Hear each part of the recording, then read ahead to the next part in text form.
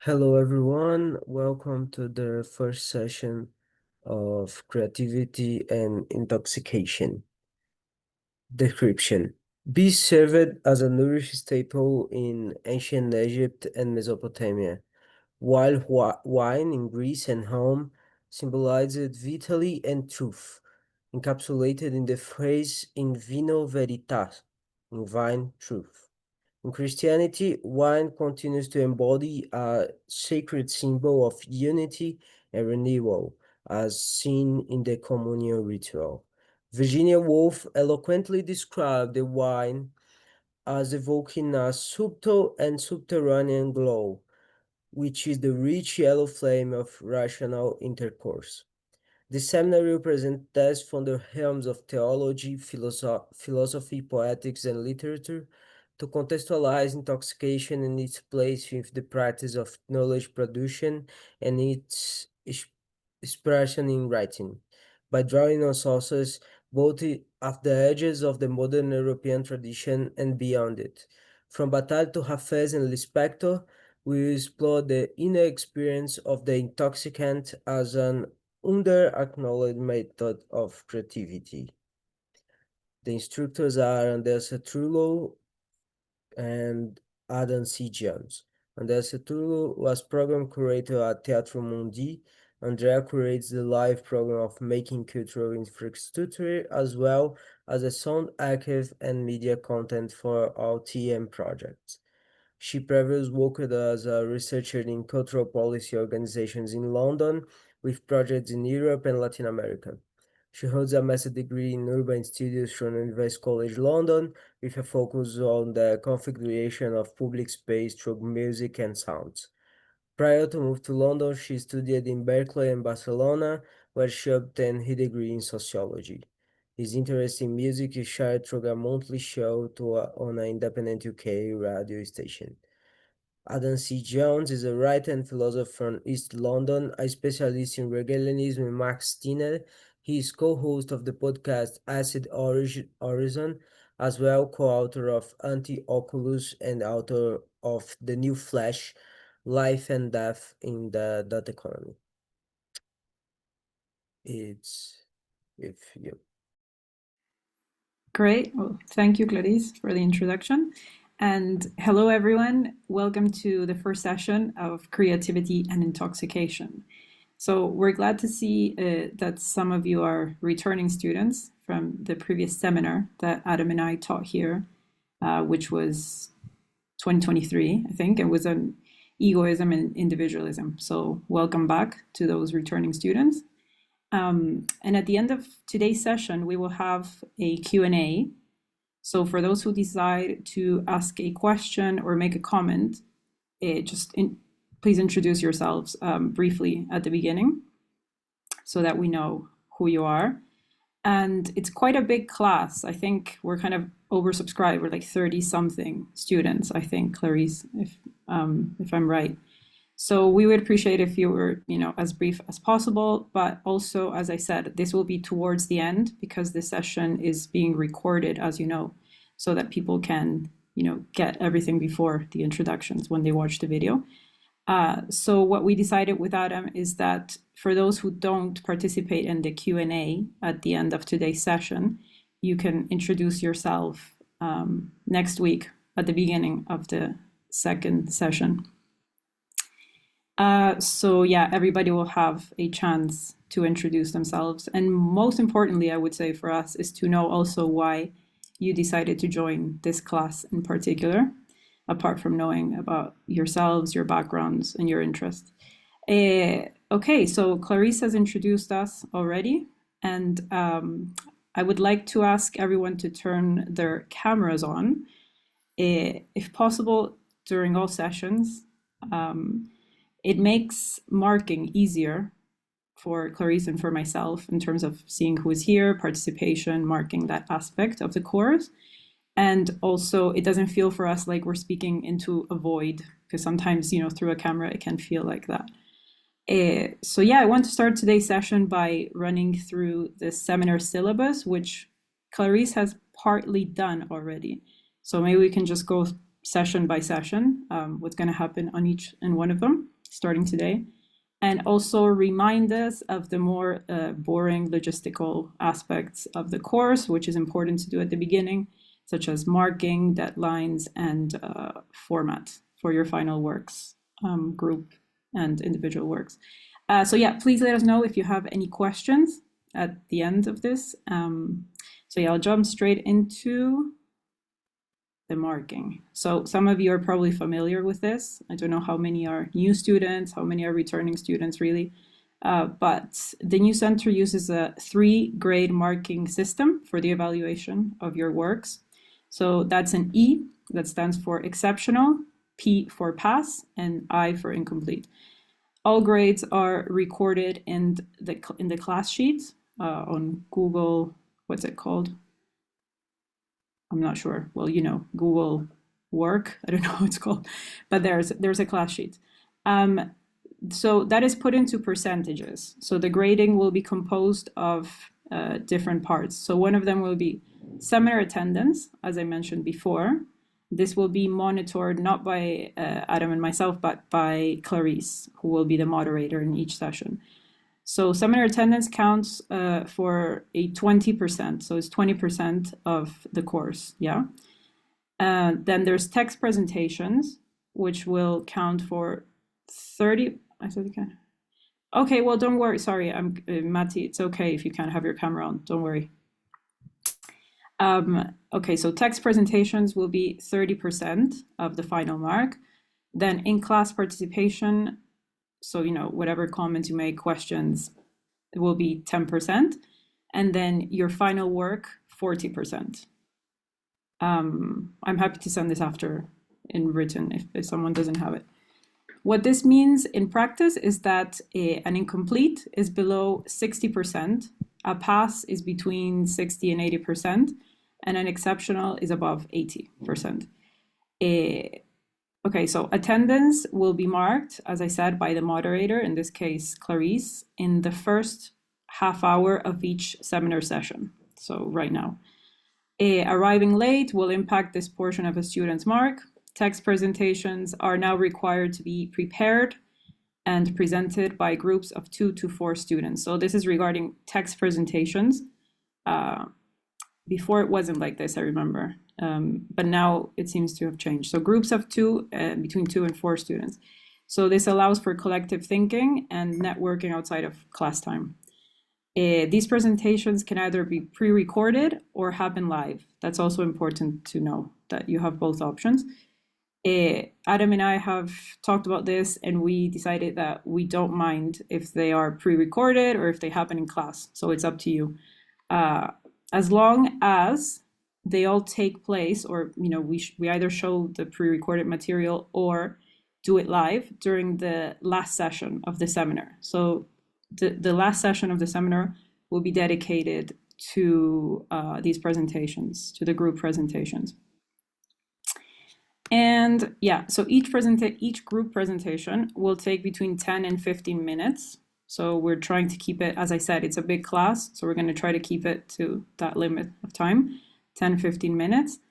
And then we need to make sure that the details for each group's presentation is determined within 2 days, so 48 hours after the first session.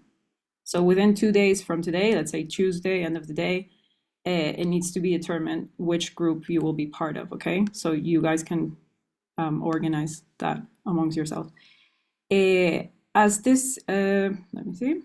Yeah, so this is, okay. So in this case, as I said, Clarice will be responsible for writing these details down. So please, after this session, if you can stay, if some of you have to leave, just make sure that you get in touch with her so she can record that information. Otherwise, it's okay. Presentations are not evaluated in terms of grading, but in terms of whether they happen or not. That is also important to know. This should be set up together with the moderator, as I said, in the first class. If needed, as I said, it can be 15 minutes after the first session. If anyone needs to leave or could not attend the first class, which might be the case, as I'm noticing so far, they should contact the moderator as soon as possible to arrange them a group for presentations. So you can ask Clarice, like, if there's a smaller group or something that you can fit in with.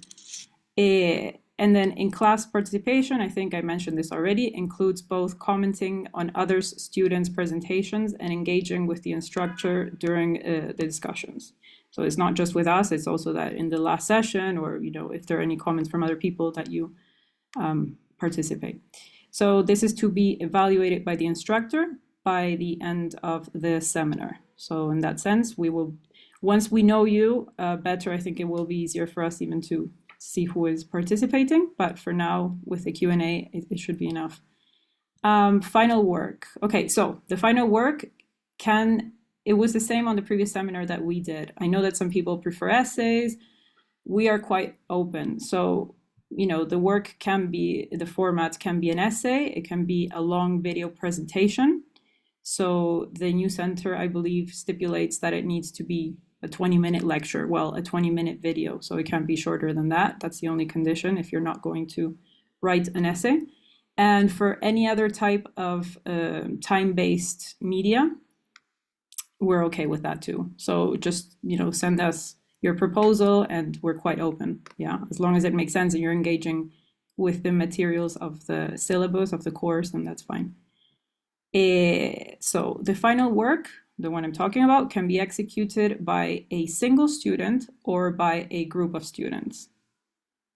These will be graded by Adam and myself, as I said before, from 0 to 40, and we'll give you personalized feedback, of course, to each work.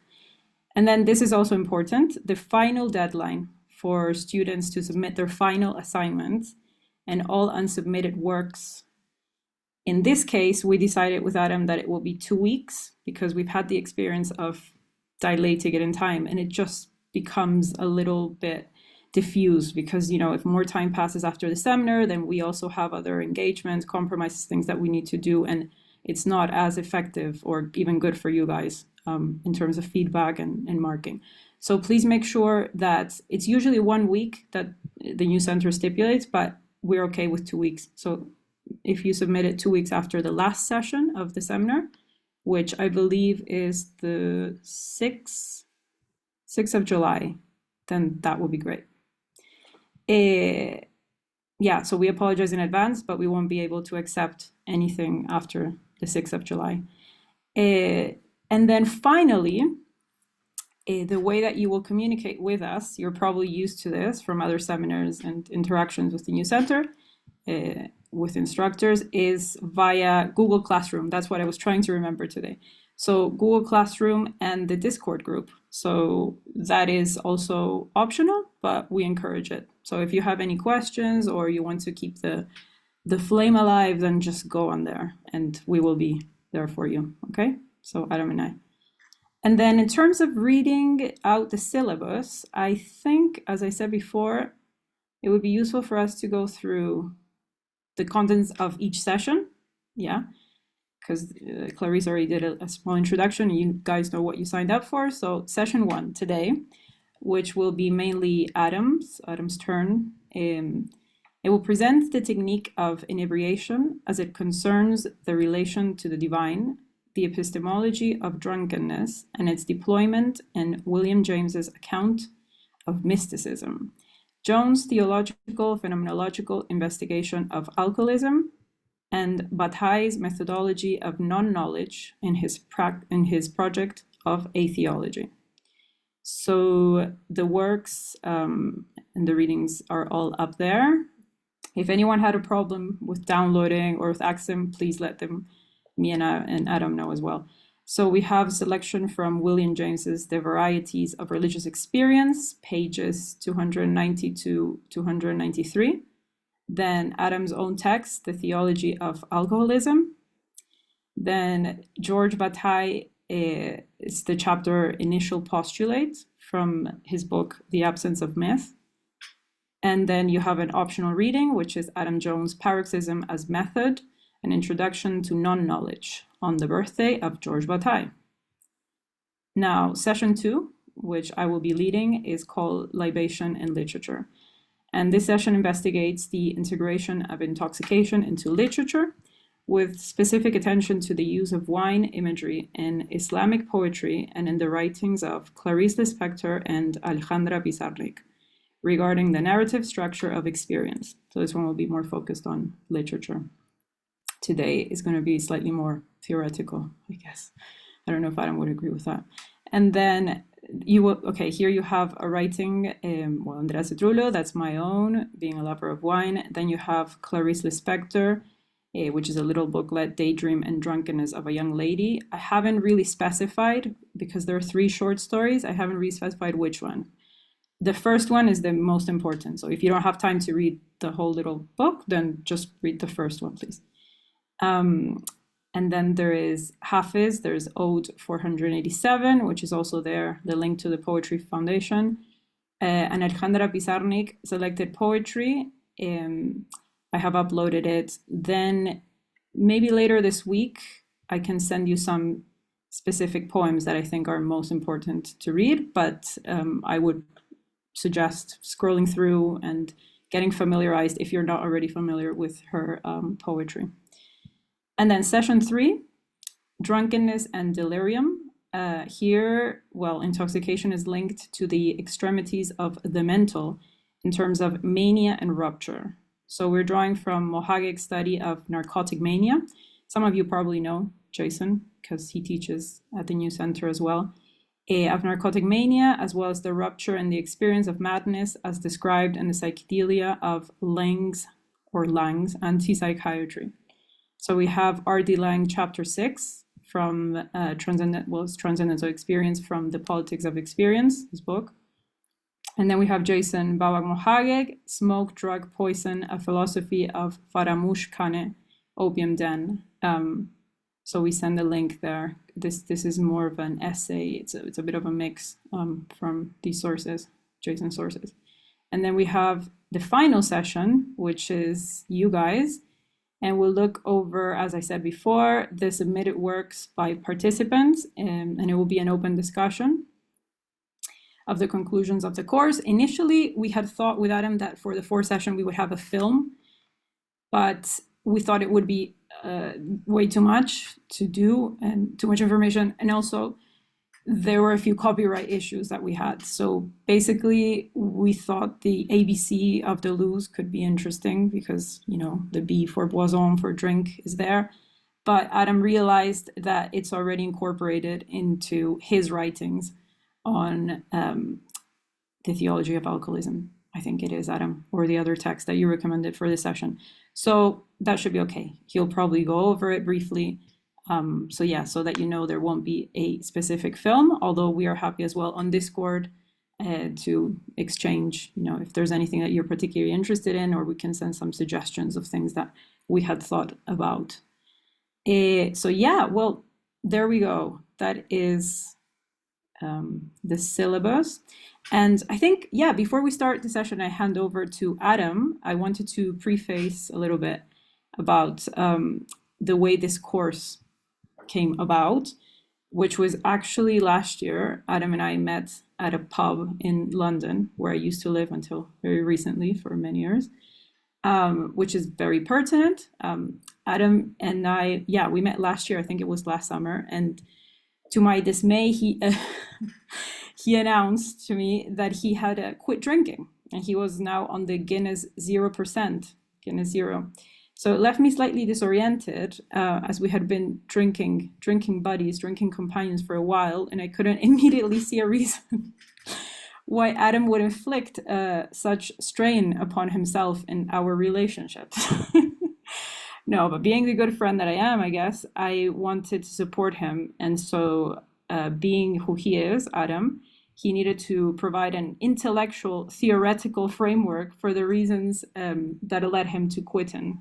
Of course, there were some important reasons. So he sent me this really cool, thought through essay, which you guys, I hope, have had the chance to read for today's session, called no less than The Theology of Alcoholism.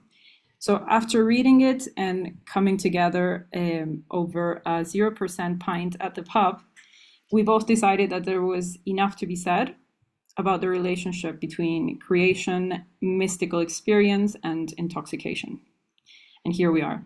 So at the time, I was also reading a few books on alcohol in poetry, especially in Islamic poetry and pre-Islamic art, and the relationship between alcohol and religion. And I also noticed how heavily the theme of wine featured in a metaphorical and literal sense in the writings of other writers like Alejandra, well, female writers. I was reading Marguerite Duras at the time, and I also was going through revisiting Alejandra Pizarnik's poetry, and also came across this little booklet, this little Clarice Lispector booklet, which will be part of next week's session. And what else? So I also have to add that myself, I've also had a long affair with wine. I'm very interested in wine and winemaking. And so I thought something could be said about the Dionysian states and Dionysian aspects induced through wine drinking and its worshippers. So it's important to reiterate that that we are not here to solely to or merely to exalt the virtues of intoxication, but to explore the states and how it has influenced the authors that occupy us, and why humans in various contexts and cultures have embraced it and have often held contradictory and conflicting views on the subject. Okay, so we could say that this seminar, to a certain extent, is somehow autobiographical. So we encourage you all to bring your own perspectives on the matter as we go through the sessions. And that is my preface. Now, I'm happy to hand over to Adam. I mean, no, that was absolutely fantastic. No, thank you. Yeah, I mean, just as a brief preface to a preface, although Hegel had a lot of things to say about why prefaces can be quite dangerous. I mean, you can probably see on the same website, the host of Theology of Alcoholism, that the concept of Dionysianism and intoxication and limit experience has been central to my work, at least in philosophy, for quite some time. If you go to the Happy Hour Hippos, you have my master's thesis, which was on the concept of Dionysus and Bacchus as they're respectively deployed, technically the same thing, but across Hegel and Nietzsche in respect to time. And of course, my studies are mostly on young Hegelianism, which was a series of philosophical debates mostly conducted out of a pub. Marxism does not escape alcoholism. I think alcoholism, as the joke goes, is a transitional stage from capitalism to communism. But just to get the whips out of the way and just get started, I guess, on the lecture, I guess, proper.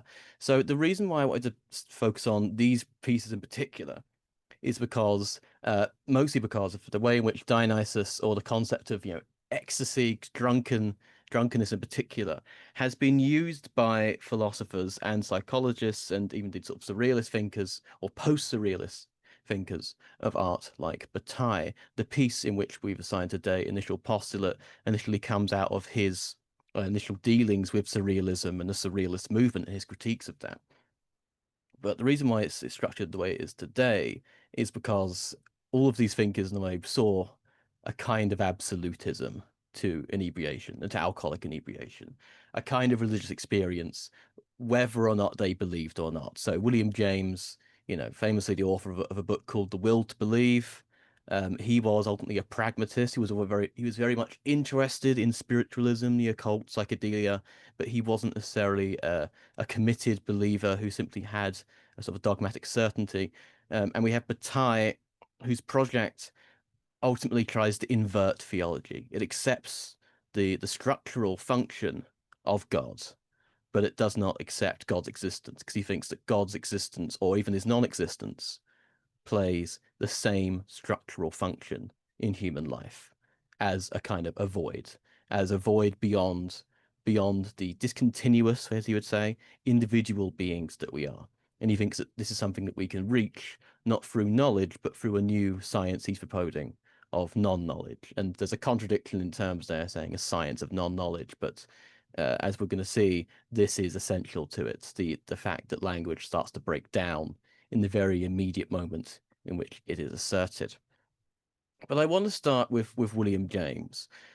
Mostly, as the selections that we've got here today are from the book The Varieties of Religious Experience, and it is the first real study of religious experience from the standpoint of what would then go on to be called psychology.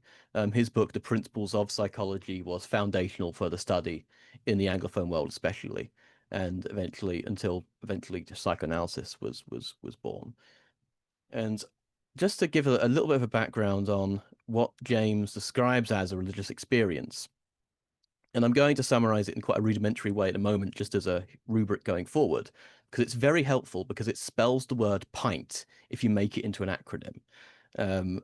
So the first quality of James's account of religious experience, the P, is that they are passive. They happen to you. Now, you can put yourself in a position where you might be more likely to have them, have some spiritual discipline, go on pilgrimages and the like, but that will not guarantee a religious experience. They feel as if they are being done to you by some outside force. And that's the first quality, the passivity of religious experience. The second quality is ineffability. Now, this doesn't simply mean that they are unsayable, that we can't write about them. You know, people like Saint Teresa of Avila, various Sufis, you know, loads of mystics have written about their mystical experiences, particularly even indeed with alcohol. And we'll see this in the session next time. Oh, sorry, repeat that word. Sorry. The second word is ineffability. It's ineffable because you can't effing say what you mean, even if you try. And ultimately these things exceed the capacity to be described in language. So, for example, Saint Teresa of Avila, she describes, you know, she could feel the presence of Jesus and she could see him even though he was invisible. You can say contradictory things. Another good example is, I think, ego death. Someone says, you know, I had ego death. I experienced ego death. And then they've already kind of betrayed this through the assertion of there is an I that experienced ego death. That's just one of the sort of the paradoxes of these kind of religious experiences. The third characteristic that James brings up is what he calls a noetic quality. Noetic quality just means that this experience imparts some knowledge, or it imparts some kind of basis on which to say that I gain something from this experience. This is most typical of conversion experiences, when people suddenly go, oh shit, God is real. Can't explain it, but I now have sort of a religious faith. And the fourth and final is that they are transient. Religious experiences are transient, which means essentially they don't just keep going on. They do pass away. Unless, I mean, even your most strident anchorus was not constantly having experiences of God. They do come and go. And so just to give that background here, and I think just turning to the text we looked at, he first brings up the case of a man called Simmons and the idea of his experience in church of feeling as if he is entering a complete void, and his experience of returning to that void after that transient experience. He says, this is quoting Simmons, "At last I felt myself once more a human being, and through the riddle of what is meant by life, and though the riddle of what is meant by life remained unsolved, I was thankful for this return from the abyss, this deliverance from so awful an initiation into the mysteries of skepticism." Now, I think it's interesting to say skepticism there, because skepticism, whilst it may a kind of knowledge or a kind of philosophy which aims to deny knowledge, nonetheless aims to articulate a knowledge of the unknowable, what is unable to be known. This is why it is, in a sense, inherently contradictory. Let me return to my notes just briefly here. But in particular, I want to talk about alcohol here, because I think what is interesting about James's account is that rather than keep it... Oh, sorry. If I could repeat all four just quickly in the chat. Let me just write them down. So we have the acronym is PINT, passive, ineffable, noetic, transient. I think it's probably a bit easier in the Anglophone context when we get our beers in pints. It's one of the good hangovers of the imperial units, of course, but we shouldn't really have anything imperial. But just to give a quote, particularly from James here on alcohol, and I think it's important that James is talking about alcohol because in sort of the study of religious experience, alcohol is usually just pathologized. I mean, James is not taking a pathological necessarily reading, or at least a diagnostic reading of religious experience. He is approaching it with a degree of, I guess, what he would describe as a pragmatic openness. And anthropologically, alcohol has often been in the domain of priests. For example, priests having control of it in ancient Mesopotamia or being given as a wage. I mean, if anyone enjoys a good Belgian beer, most of them are made by Trappist monks or chartreuse. Buckfast, who want a particularly vicious example from the United Kingdom, the only drink that is often reported in 5,000 crimes a year across Scotland. That statistic's probably quite old, but it's probably hasn't changed super much, I have to admit. It's bloody good stuff. Let me just quote James here just for now on the question of alcohol and mysticism.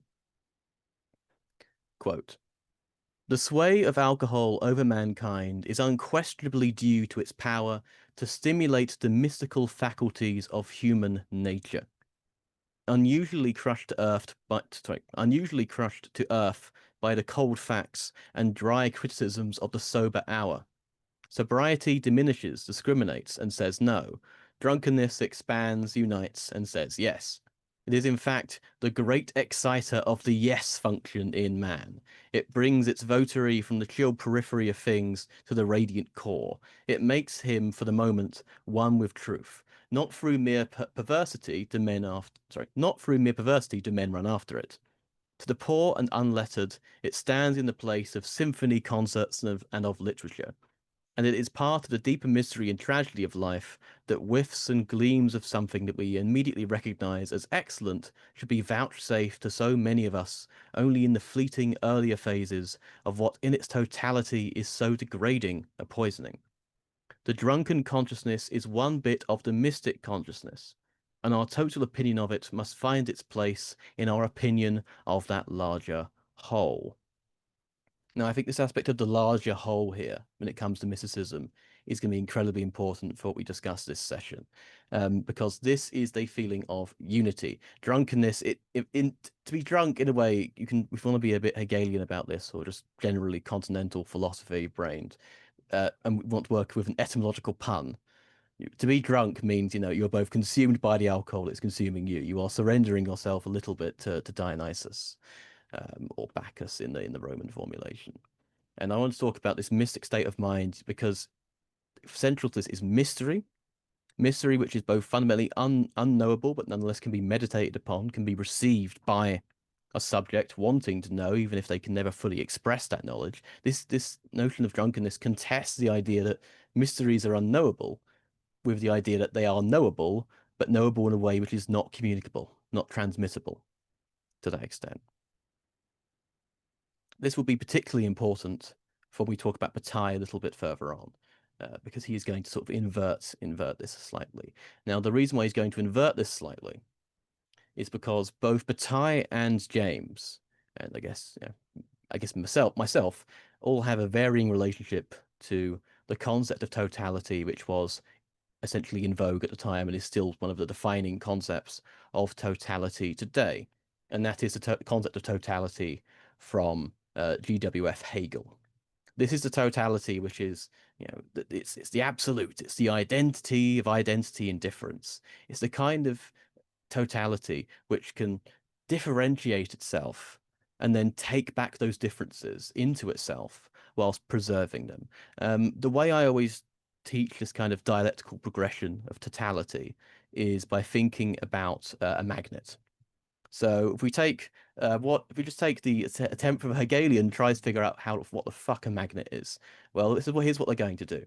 They're going to start with the simple unity of picking up the magnet and go, okay, what is this? And then from the immediate unity, they're going to work out what they're feeling essentially, what they're noticing, what they're perceiving of it. And what they're going to perceive of the magnet is going to, at the same time, generate a distinction within the magnet itself. That is the distinction between the positive and the negative pole. Essentially, this is the moment of what Hegel would call the understanding, making these distinctions and saying what's essential to the magnet. It's got a positive and negative pole. Okay, what is a positive and negative pole? Well, as you've made this distinction, and in Hegel, appearance and absolute are not kept apart. So it's almost, for Hegel, it's almost like when we divide it into the magnet into positive and negative poles, we are literally cutting it in half. Now, if anyone's ever cut a magnet in half, you get two magnets. So define the identity of the positive or negative pole in this respect is to essentially make a distinction which cuts the magnet in half. To this extent, you will find out if you do so, you've produced two magnets. So what have you learned from that, if according to a Hegelian understanding, is that this negation of the immediate unity of the magnet into positive and negative, can only be reconciled by negating that negation. Now, how does it do that? It does that by understanding that the identity, the essence of positivity or negativity in the pole is only comprehensible as their dependence on each other. The fact that they are contrary to each other is what constitutes them. The fact that they oppose, the fact that they contradict here is actually the root of understanding the whole thing, the whole process, the whole relation. And that totality will take both that differentiation into positive and negative, and then reincorporate that differentiation into itself to comprehend, ta-da, a whole fucking magnet. Hegel applies that logic to quite literally everything, and we're still dealing with the consequences of that. But that's just the concept of totality I just want to leave you with to think about this in how James is thinking about it. And here I think we can turn to James here again, where he's talking about this alcoholism as a feeling of unity and totality. So here's the famous quote about Hegel, because if Hegel ever comes up along the same lines as William James, people bring up the same thing, which is William James got high on about, I don't know, 30 pints of nitrous oxide, and he said that I can understand Hegel now. He didn't super well, but fine. Absolute idealism and drugs don't necessarily make the same sense. In many ways, James was attempting to do what a thinker such as Mark Fisher would eventually try to do with Spinoza, which is rather than getting out of your head, you try and get out through your head. You try to achieve a kind of psychedelic reason. And whilst Hegel has had his sort of mystical interpreters, for example, Glenn McGee did a book called Hegel and the Hermetic Tradition. Esoteric reasons of Hegel do not particularly work. He does still believe in a kind of rational exposition of everything in our time.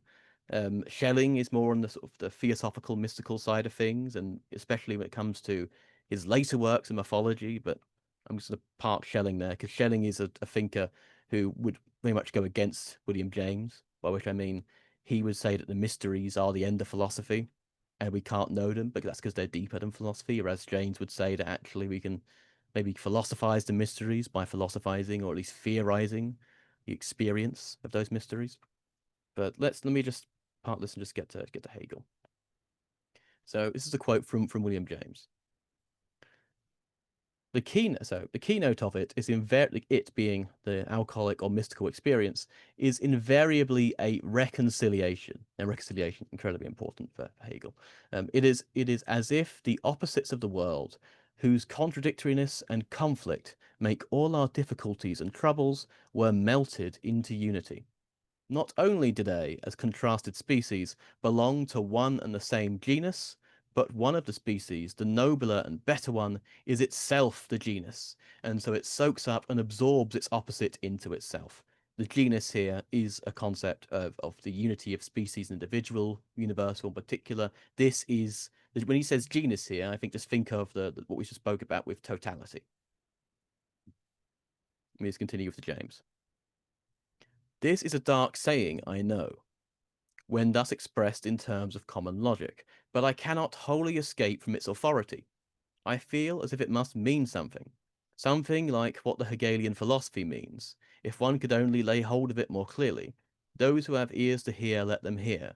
To me, the living sense of its reality only comes in the artificial, mystic state of mind. this is a lot of words to say that he could only understand Hegel by getting high. And it's, you know, that's a perfectly fine method, given what Hegel ends up saying. And I think, given Hegel's own words on the topic, we might even be encouraged to do so. So this is a quote which James had in mind, I'm pretty sure Bataille had in mind, and it's been incredibly hard for me to get out of my mind, this is from paragraph 47 in the Phenomenology of Spirit. This is the Terry Pinkard translation, which you can find both in English and German side by side on Marxist.org. And here's the Hegel quote.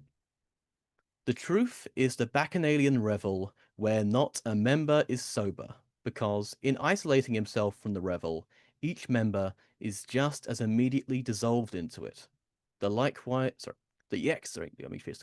ecstasy is likewise transparently and simply motionless.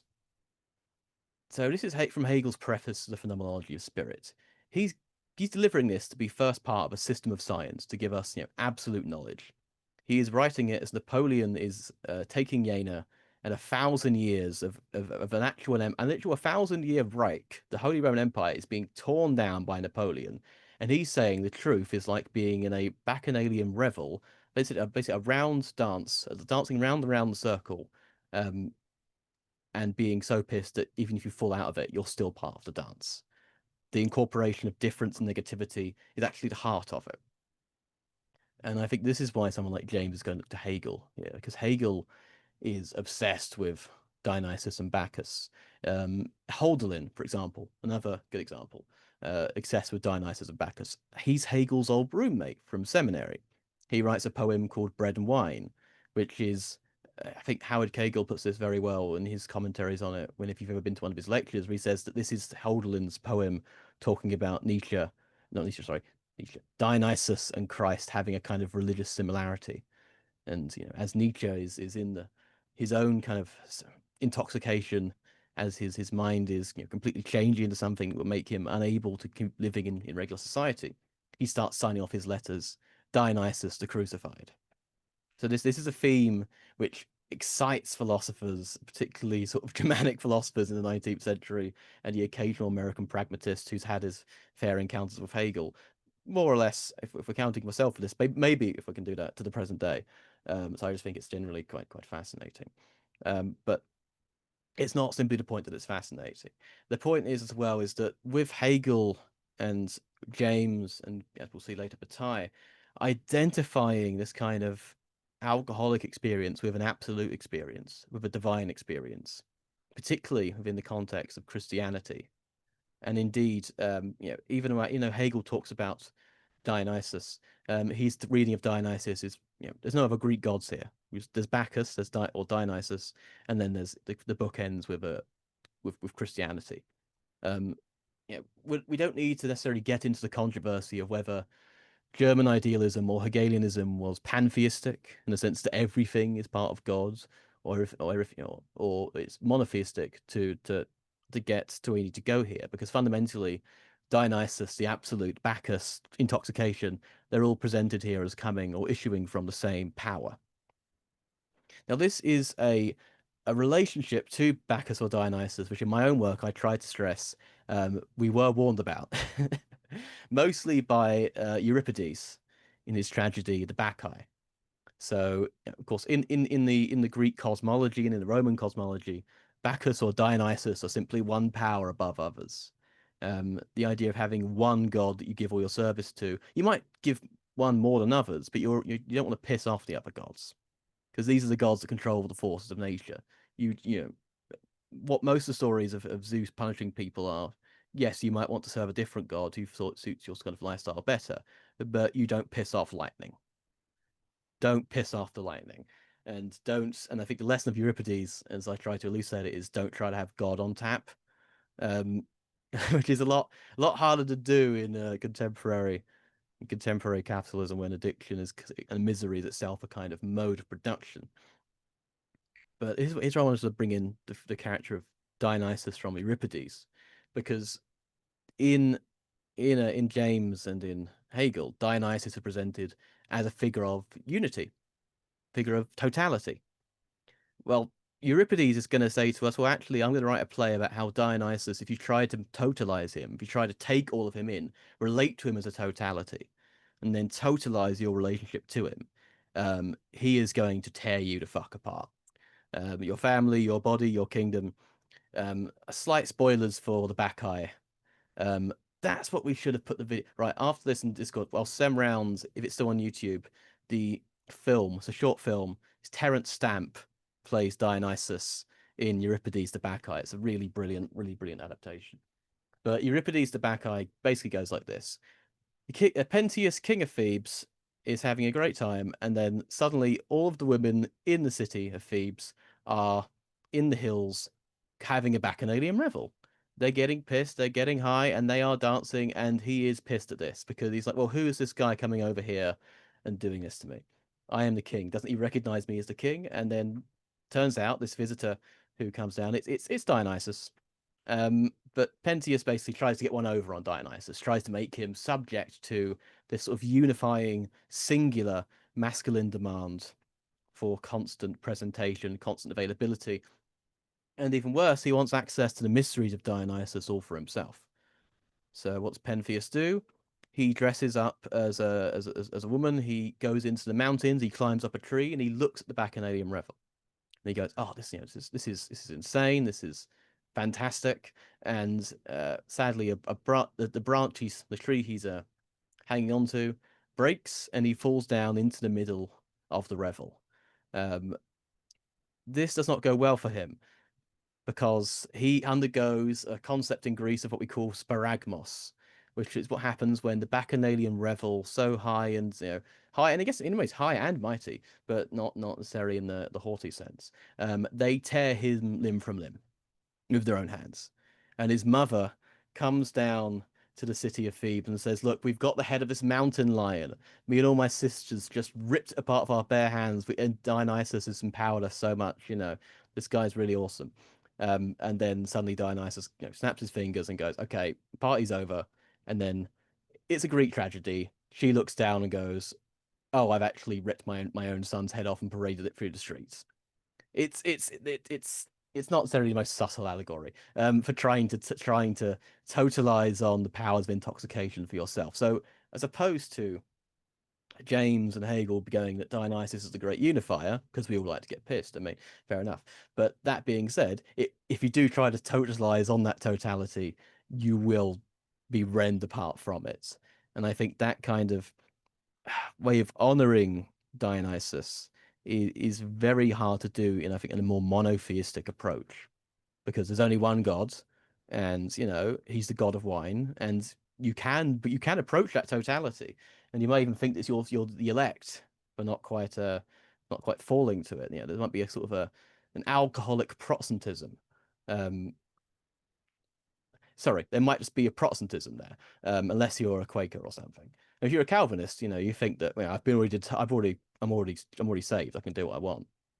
This is how we get the United States, basically. And also John Calvin more or less burning every single person that looks at him sideways in Geneva. But let me just go to a couple of quotes from the Theology of Alcoholism piece, because there's two writers I wanted to think about in how they relate it to their own creativity. So first one, I'm going to draw on Catherine Malibu's use of Marguerite Duras. And it's a quote from my piece on this. So there is, however, also a monotheism of the alcoholic, in which drink becomes an inversion of classical theism. Drink is omnipresent as the object of desire, as the object of experience, and as the medium of all relation, going back to totality here, drowning in its supposed gift of social release. Drink is omniscient, because omniscience means providing the answer to every problem. Drink secures the self with an ontological certainty as to its own presence and to its satisfaction. Marguerite Duras presents us with the ultimate response to a sober monotheism. Quote, "Drink accomplished what God did not." She continues this line of thinking in another work of hers, and I'm just going to quote that again. "Alcohol was invented to help us bear the void in the universe, the motion of the planets, their imperturbable wheeling through space, their silent indifference to the place of our pain. A man who drinks is interplanetary. He moves through interstellar space." And we can see here this idea of I bring up the monotheism of intoxication. And this is one of the dangers of it. I think that Euripides is trying to kind of signal. He's trying to hold back the temptations of monotheism, especially if that becomes an aspect of trying to control it. I mean, you keep very seeing this in today, for example, prosperity gospel stuff, where, or even actually in traditional I mean, this is what Martin Luther was going against with indulgences to some extent, that you can just pay your sins done. You know, it's a good secondary text on this would be the song Jesus He Knows Me by Genesis / Phil Collins, or the Ghost cover if that's your cup of tea. But secondary reading aside, the second person I want to look at as well here is Guy Debord. Guy Debord's autobiography. Guy Debord's kind of a tragic alcoholic monotheist to that extent. Let me just quote my piece, and I'll also mention I'm quoting Debord specifically. So, for the alcoholic monotheist, quote, "Drink is eternal and yet everlasting, for it is both the flow of time and the peace which suspends the negativity of time's devouring of all presence as it passes away." This is the alcoholism of Guy Debord, who noted that the violence of drunkenness granted, quote, "a terrible and magnificent peace, the true taste of the passage of time. Its wealth is not just in the present and reaching back towards the future, but is equally in the past and all the same time." I've gone beyond the quote, actually. The quote, sorry, from Debord only ends the passage of time. This back to myself here. Drink is a living history. It contains the history of good times remembered, if not by the drinker, but a good time is marked at least by the history of consumption of the drink. The empty bottles, the drained glass. Now, nice bringing history here, as like I mostly want to talk about, and this is where we're going to get to the Deleuze, B for Boisson, ABC point, is alcoholism is a kind of system of knowledge. Why is it a system of knowledge? Because it's hard to reproduce oneself as the sort of thing that can keep drinking all the time, or at least, you know, you don't even drink all the time. You have to be alcoholic for this. You have to be like, well, I've got work tomorrow. You know, I don't want to get too fucked up. Any drug, I don't get too fucked up. I've got to pace myself. I've got to dose this. Microdosing is a kind of system of knowledge of the management of inebriation, for example. This is not just, you know, this is not just for the casualties, for the people with delirium tremens and the like. Although we could talk about delirium tremens, a potential system of knowledge there. Now, what do I mean by it being a system of knowledge?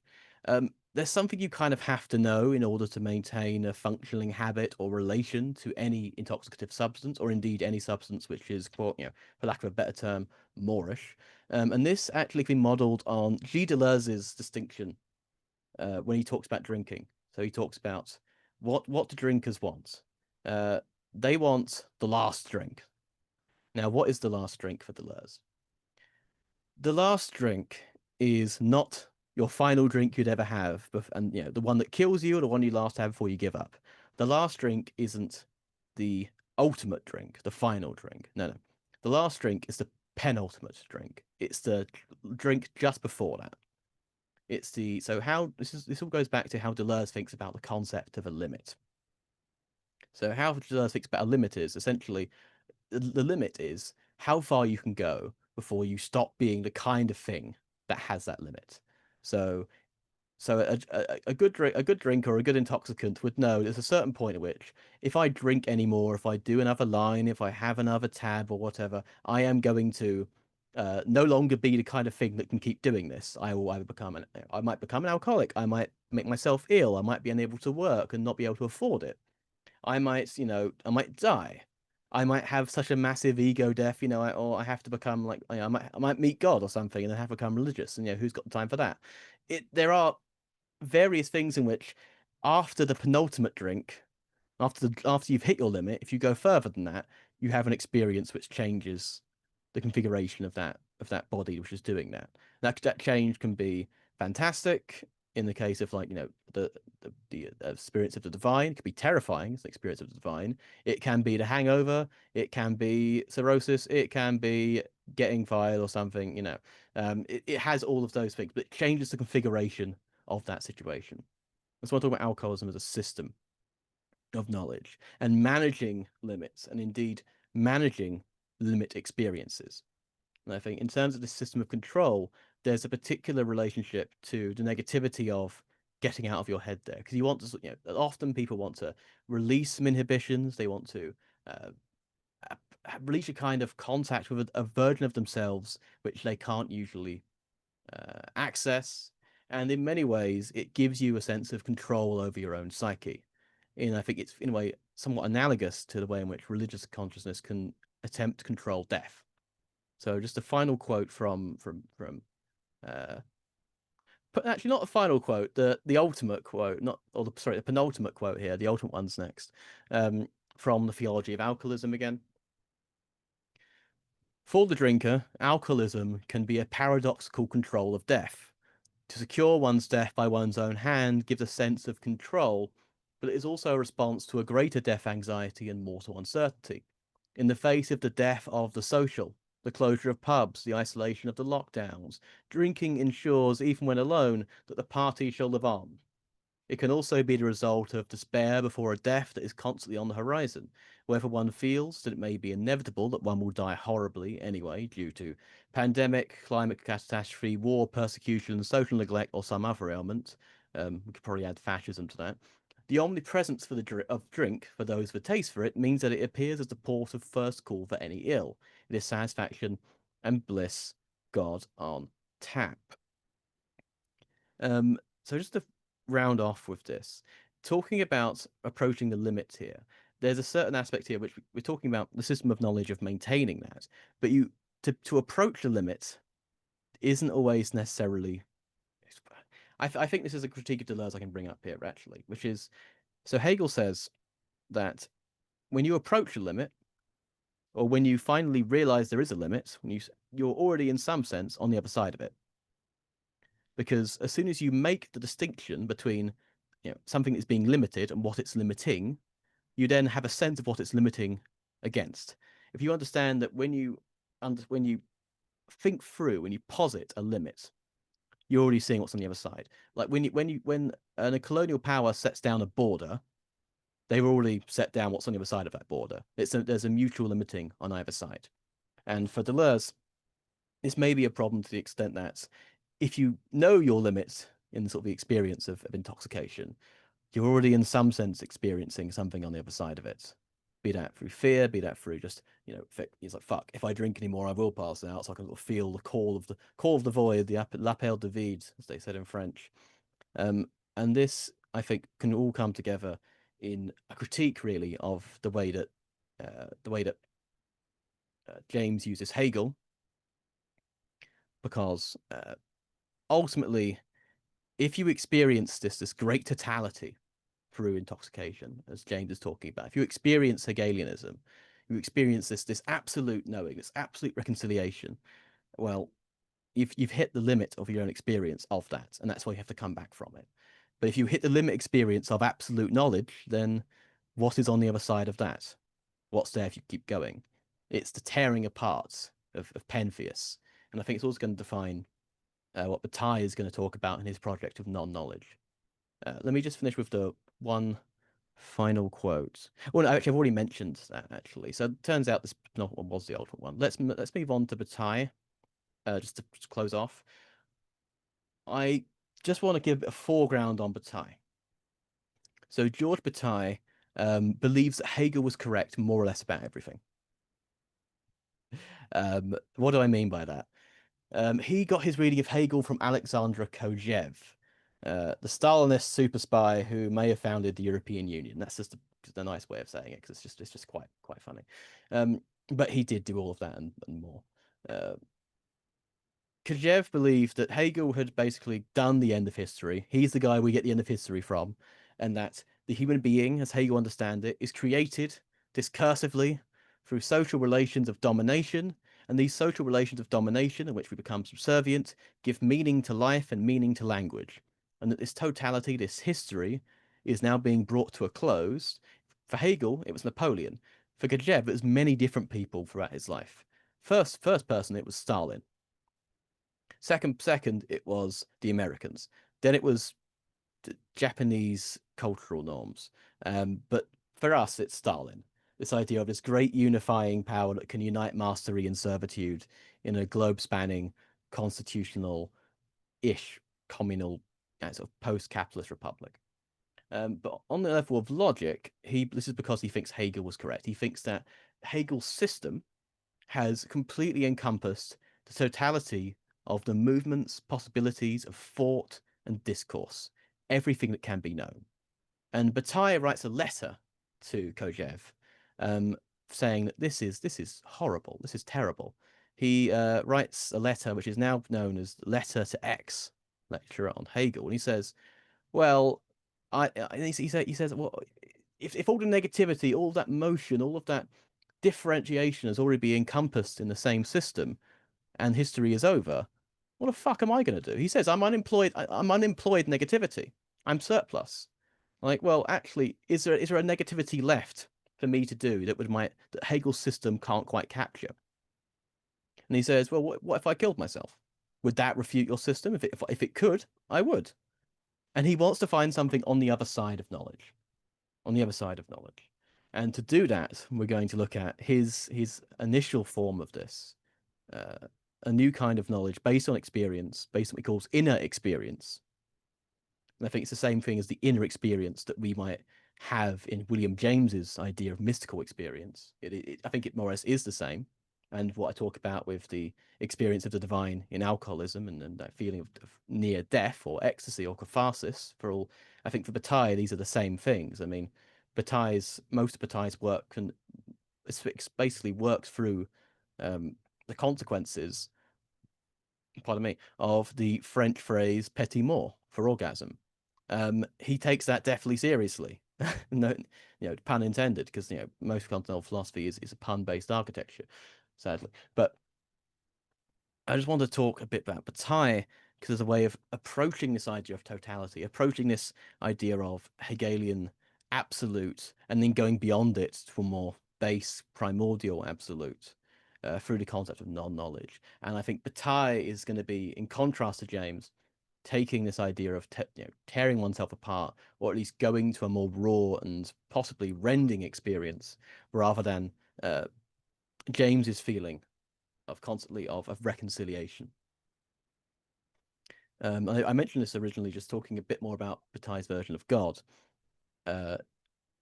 So just to reiterate again, for Bataille, knowledge is over, knowledge is finished, which means we've got to the limit of knowledge, we've got absolute knowledge, we have the absolute through Hegel, history is over, and therefore, because we've hit that limit, we can already see what's on the other side of it. But if the system of philosophy, the system of German idealism, whatever we want to call it, contains all of discourse, contains everything that's knowable about man, then the only thing we can see on the other side of it is something unknowable. Those points in which discourse doesn't capture things, the point when things are ineffable, points where language breaks down. But Bataille thinks we can still experience it, and we can still communicate it. We communicate it through all the ways in which human society is structured, not just around language, but about the human ways at which we transcend our immediate animal existence. We transcend it only to reimpose it in the forms of social excess, social expenditure, festivals, human sacrifice, any kind of sacrifice. When you sacrifice something, it's out of the system, but it therefore has a place. It has a place separate to all human life, but that's the cardinal points which we all revolve around. The mysteries in Christianity, the mysteries in ancient Greek religion, they were points of non-knowledge in which everything is anchored around. Mystery is the function of Bataille, but mystery is just another name for what you do when you've got so much and you have to spend it. You have to spend it, otherwise, I mean, Bataille, most of his work is basically about excrement at this point. If try and never shit, you'll die, and guess what happens when you die? You shit. The problem of surplus, the problem of waste, the problem of things that aren't useful. They're not useful. They can't be communicated in the sense of the future is being set aside for this present thing. The thing that's just immediately present you have to deal with. You might not be able to talk about it in a scientific or dialectical way, but it's still something you've got to deal with. It's still something we have to release. That's what Bataille is going to talk about for the science of non-knowledge. Let me just bring up a little bit from Bataille and non-knowledge here. So let me focus on one thing I just briefly mentioned, which is the present and the future. Bataille's force is predominantly against servitude. Servitude, he believes, is characterized by utility, and in any instance where the present moment is subsumed or made subservient to the production of a future outcome. Okay? What he wants to analyze is what he calls sovereign moments, immediate moments. And in these moments, you can consume something, you can waste, you can expend energy without production, without becoming servile to a future end. He thinks this is the glass of wine after work. This is getting out of your head because you don't want to go back to work. Getting out of your head instead of going to work. He thinks it's orgasm. He thinks it's shit. He thinks it's festivals. He thinks it's every breaking of a taboo. He thinks it's every suspension of a taboo. He thinks it's every religion and the heart of every economy. But we're just going to look at the most base logical operation of it, which I hope we've already covered. I'm just going to quote Bataille here, which is, quote, "We must endlessly choose between immediate interests and concern for the future. The instant is at stake in the slightest desire." Now he's looking here for the instant, the little death in the erotic, the ecstasy of mysticism, the collapse of language. Because as Hegel knew, what we immediately mean when we try to say anything, like the most basic sense experience, we can't really express it. If you want to just receive it and just express it purely, say like, okay, look, yeah, I want to say I'm not applying any categories to it. I'm just saying this thing right here, right now, this thing. Everything is this thing right here, right now. Language cannot capture what is meant. This is why we need things like concepts. But concepts are part of the totality which Bataille is trying to get away from. And so he wants to look at he wants to look at the parts of human experience where all things are in the moment of the experience itself, that they become what they are. This is why he likes eroticism, because it's ultimately for what is functionally not for anything for a productive end. It is just a raw expenditure rooted from the immediacies of desire itself. Bataille very quite influential on Jacques Lacan. Jacques Lacan took two things from George Bataille, as we famously know. First would be the fear of eroticism. The second one would be Sylvie.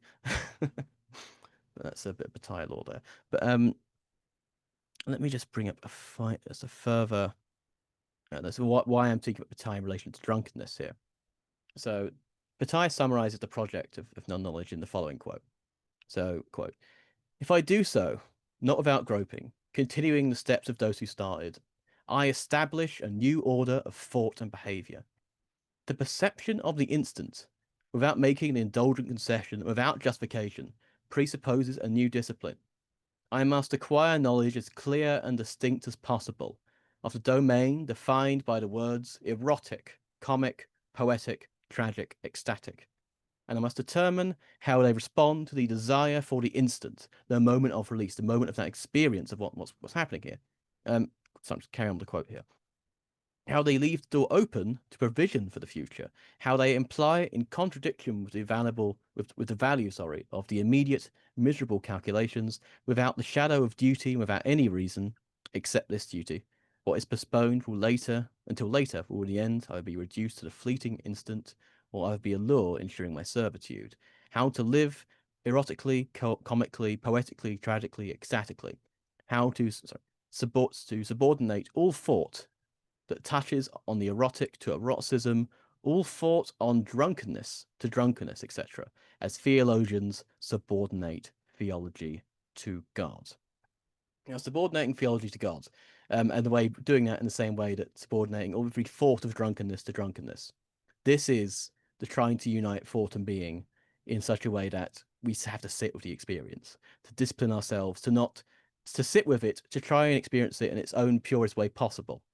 Now, Bataille knows that this is kind of difficult. It's contradictory, because you get pissed to try and do a research project on just the sovereign moment, the moment of intoxication. The problem is that you're doing that for a project of research, and you're submitting that instant to the future. And so there's a contradiction in terms here, the contradiction that is felt in that moment. You're studying the immediate so that you can study it through the mediation of future reporting. This will be the contradiction in which Bataille imports a new concept of basically of laughter, finding the idea of a project that reaches its own limit and contradicts itself, not because it simply isn't coherent, but rather in a sense it prevents the incoherence of language to approach everything that it's saying it can approach. Hegel's system could say it can subsume everything, and then it can't subsume the immediacy as it breaks down from language. He's also going to say, Bataille later on, that Hegel's work can't actually deal with death. He can't deal with death. If you ever read the Phenomenology of Spirits, there's a point in which it's entirely possible that the movement could just lead to, in the master-servant dialectic, that both of them just kill each other in the struggle to enslave one another. That moment is not kept in Hegel. He says, well, if we do this, the system can't go on. Thank you, Hegel. You've now said the limit of your system is death. And Bataille can just run with that. He runs with that more or less his entire career, which it doesn't sound like much, but it's very important for Bataille's work, and I think it brings an excellent corpus out of it. And so this is the project what Bataille is trying to try and do. He says, I advance a discipline, logic and alogic, morality and immorality, aesthetics and negation of aesthetics, which has the immediate as its object, as the air of theology.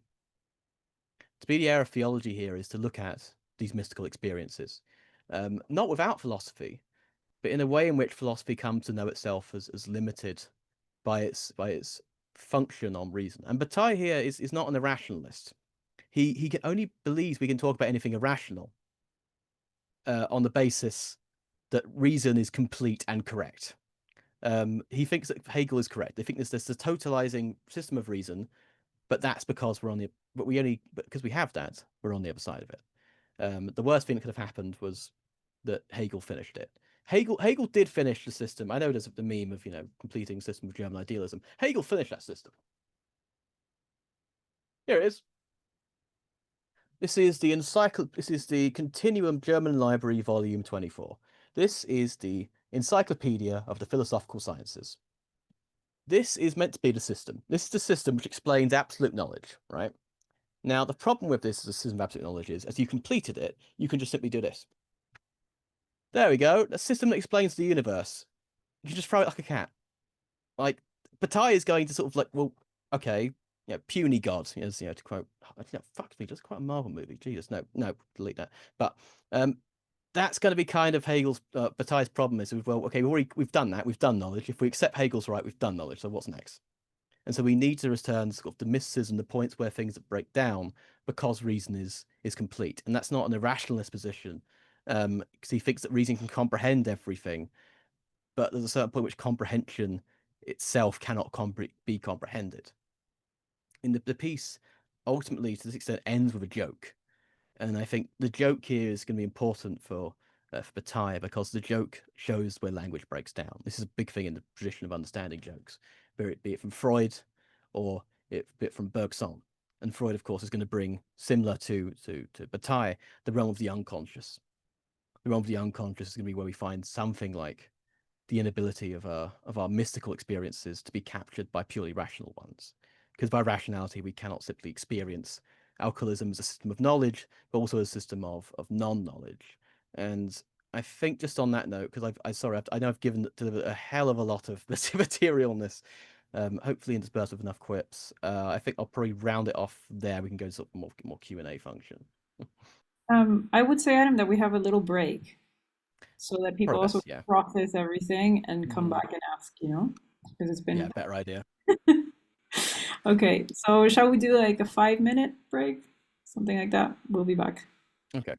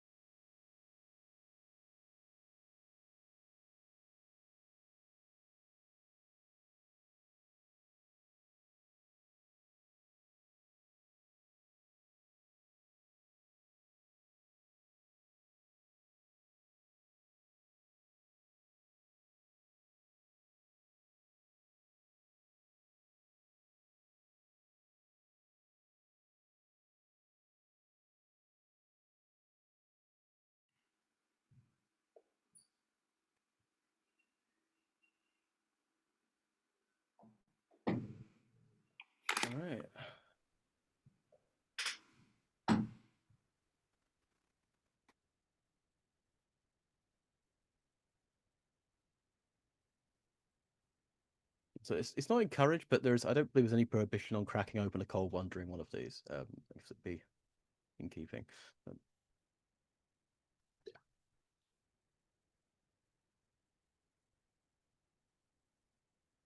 It will go on YouTube, so nothing, no face, no case may not apply in the case of YouTube.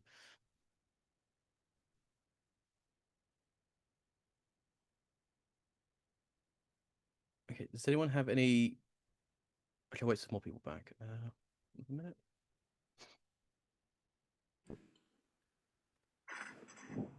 Yeah, I think we're ready, no? It's the time for Q&A.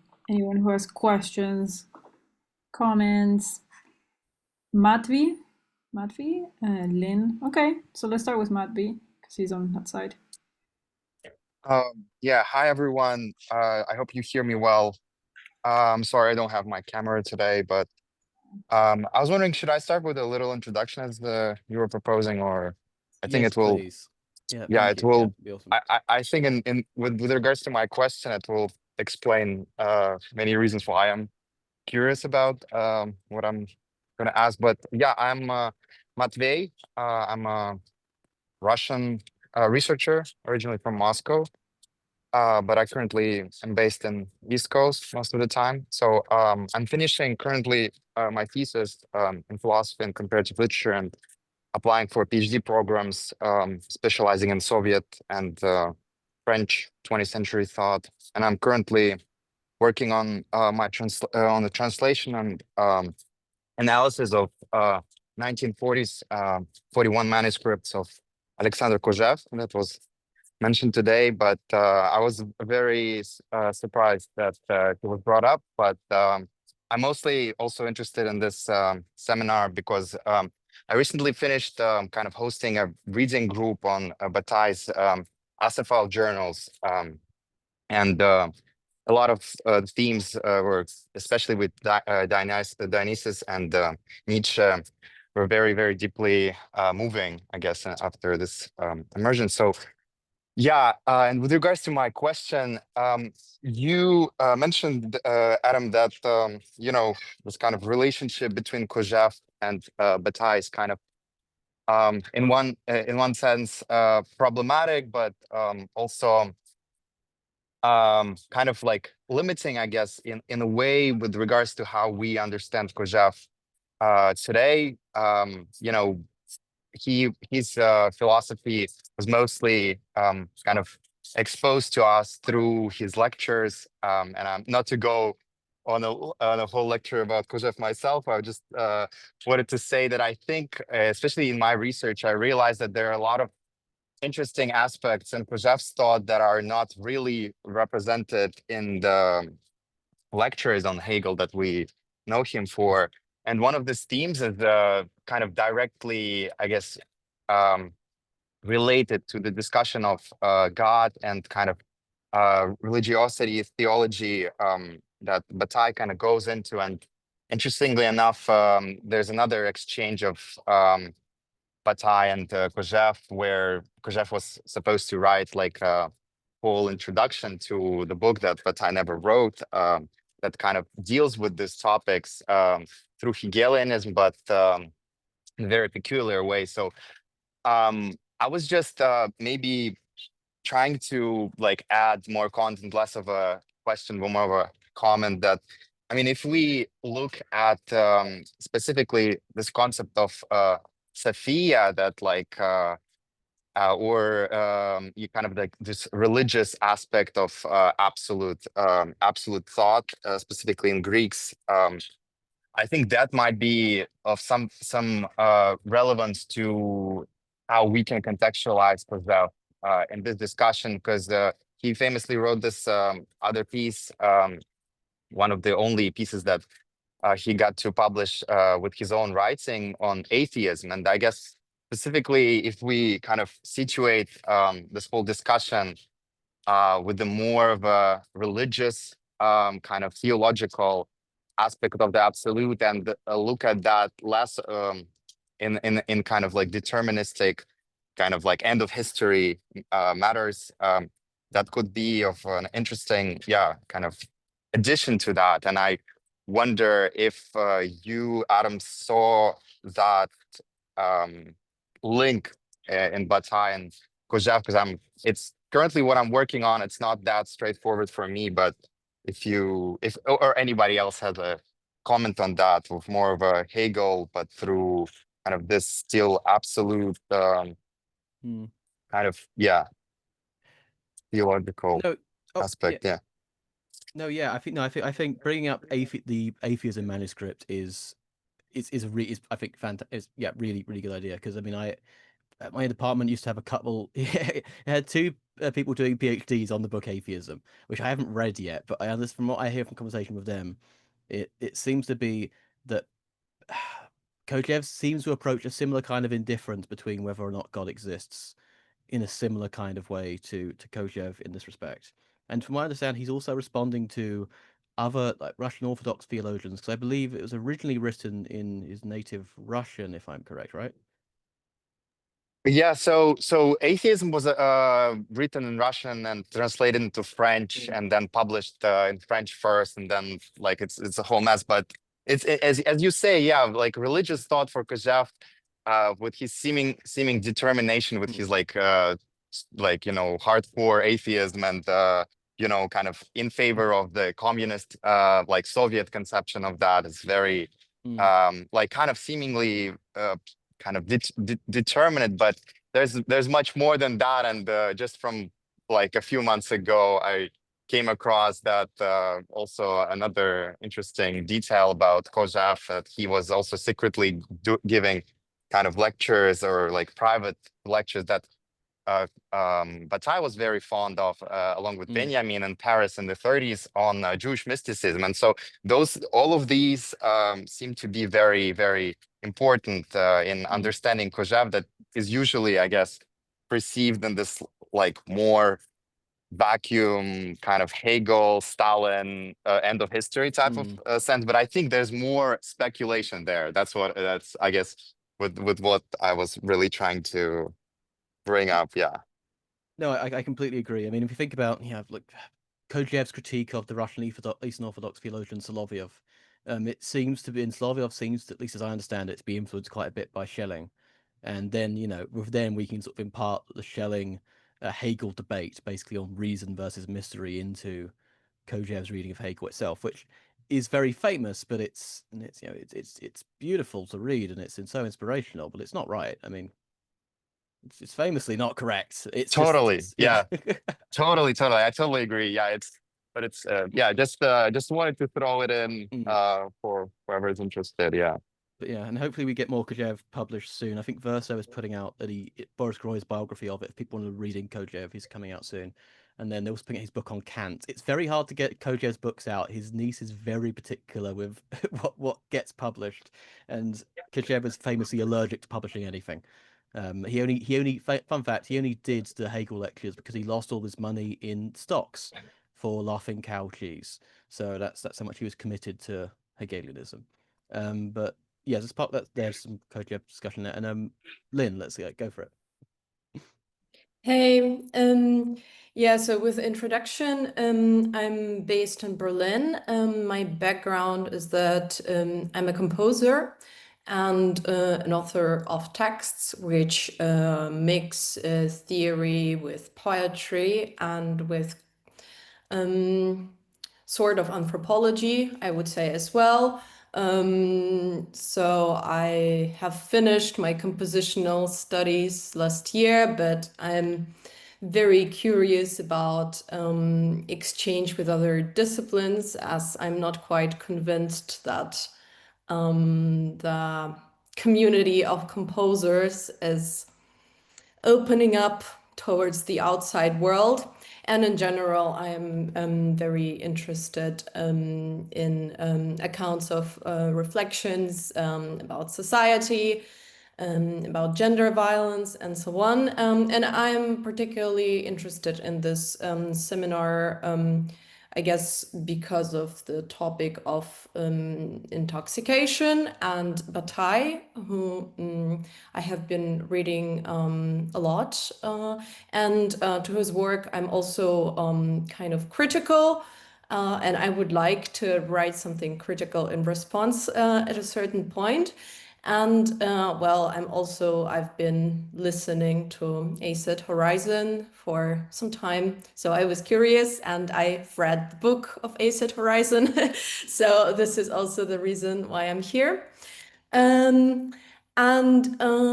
Well, my question is actually related to Bataille and more particularly to the concept of immediacy and to this domains of life, which he claims or tries to conceptualize as somehow not really under the pressure of profit or of this typical relations within society, which are based on profit making. And my concern is basically linked to the general skepticism if one can actually directly frame this domains out of the rest of social life. I mean that eroticism in many regards is can be linked to a desire of domination or to power games in society and to certain hierarchies between groups of people. And I think it can be, of course, also isolated from it on a conceptual level, but on the other hand, in practice, I don't think that it would be a very truthful thing to do. And also it reminds me a little bit on the debate of the autonomy of art, for instance, that of course we can have such perspective of art autonomy, but then in the way that it's integrated into the social life, in fact, it would be very much intertwined with a lot of social relations. And the same goes, for instance, for sacrifices, as suggested by the work of Pierre Bourdieu, for instance, that a lot of these actions, which could be seen as useless, in fact, they are also part of social capital games, and therefore they're actually very much integrated in the structure of exchange and gaining social value and social status. And I think this is kind of my main concern with this immediacy concept, although of course I find it very intriguing and beautiful on the level of ideas. So I'd be curious what you think about it. No, that's a really good question. I mean, so I think starting from just the usage of these ideas of sort of rabid immediacy, this would eventually inform Bataille's concept of base materialism, and it hasn't had much of an impetus in the arts. Maybe in the songs of Hiro Kone and maybe in the work of Ariadne. She wrote a great essay called Black Bataille on the use of base materialism. I think Bataille and Black studies go together incredibly well at certain points, particularly within the Afro-pessimist milieu. But ultimately, you are completely correct. But you cannot posit this outside of capitalism. I think Bataille is a very limited thinker. I mean, he's a thinker who reaches his own limits quite often. The Asafar project, the project to make this separate Nietzschean religion, make a group of secret societies, monastic societies, to be the vanguard of a Nietzschean anti-fascist communism. As soon as the war breaks out, he says, "Oh, this is all bollocks," and then never comes back to it. He says, he writes the war diaries. He writes and he calls them guilty. He feels horrible about all of this, that he thinks it was a complete and total failure. But this is why he expands the analysis into what become the accursed share. So I think there's a good way to look at this, actually, if you counterpose the two drafts of what become the accursed share. One of them is written before the war, called Limit of the Useful, and it's very much into embracing this immediacy and this mysticism of the moments. And who is his paradigm example of this? It's Ernst Junger. And then a war starts, and he realizes actually war is bad. You can sort of see in Bataille a trajectory predominantly of demilitarization, and when he starts realizing the wider social implications of this. And even when we look at the accursed share, Bataille is he starts off with a theory and then enunciates the facts later. We can see his sources for the facts are absolutely atrocious. Absolutely atrocious. So his theories of Lamaism come from a British colonial official. His theories of Islam come from Cahiers du Sud. He might as well be writing Dune fan fiction at that point. He has all the stuff about reproduction. He only mentions pregnancy once in accursed share, and that is in relation to cows.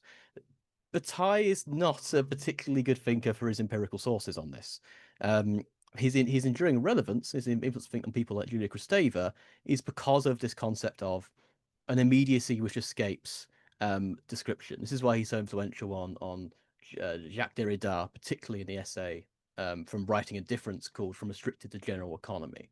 And I think those are the parts where Bataille is ultimately going to be the most useful, most interesting, most artistically sort of arrive there. But I think he does try to widen out the scope of things in terms of social practice. So the end of the accursed share, for example, he talks about the Marshall Plan, the immediate unconditional giving of loads of money to Europe after the war, a grand expenditure, because otherwise, with all that big expenditure, all that build up, he says, you're either going to have to spend it as war, burn it as a festival, or give it away as a festival, as a kind of festive act of giving. Bataille does know that this isn't they're not doing that for unconditional giving reasons. He knows they're doing it so that Europe doesn't go communist. But he says that in embracing that as a new logic of social giving, there could be something in which we can actually change it. Because he thinks expenditure, excess, these kind of immediacies that become lost, which discourse can only partially capture, and reason can only partially capture, they're useful. And he doesn't think we should abolish usefulness.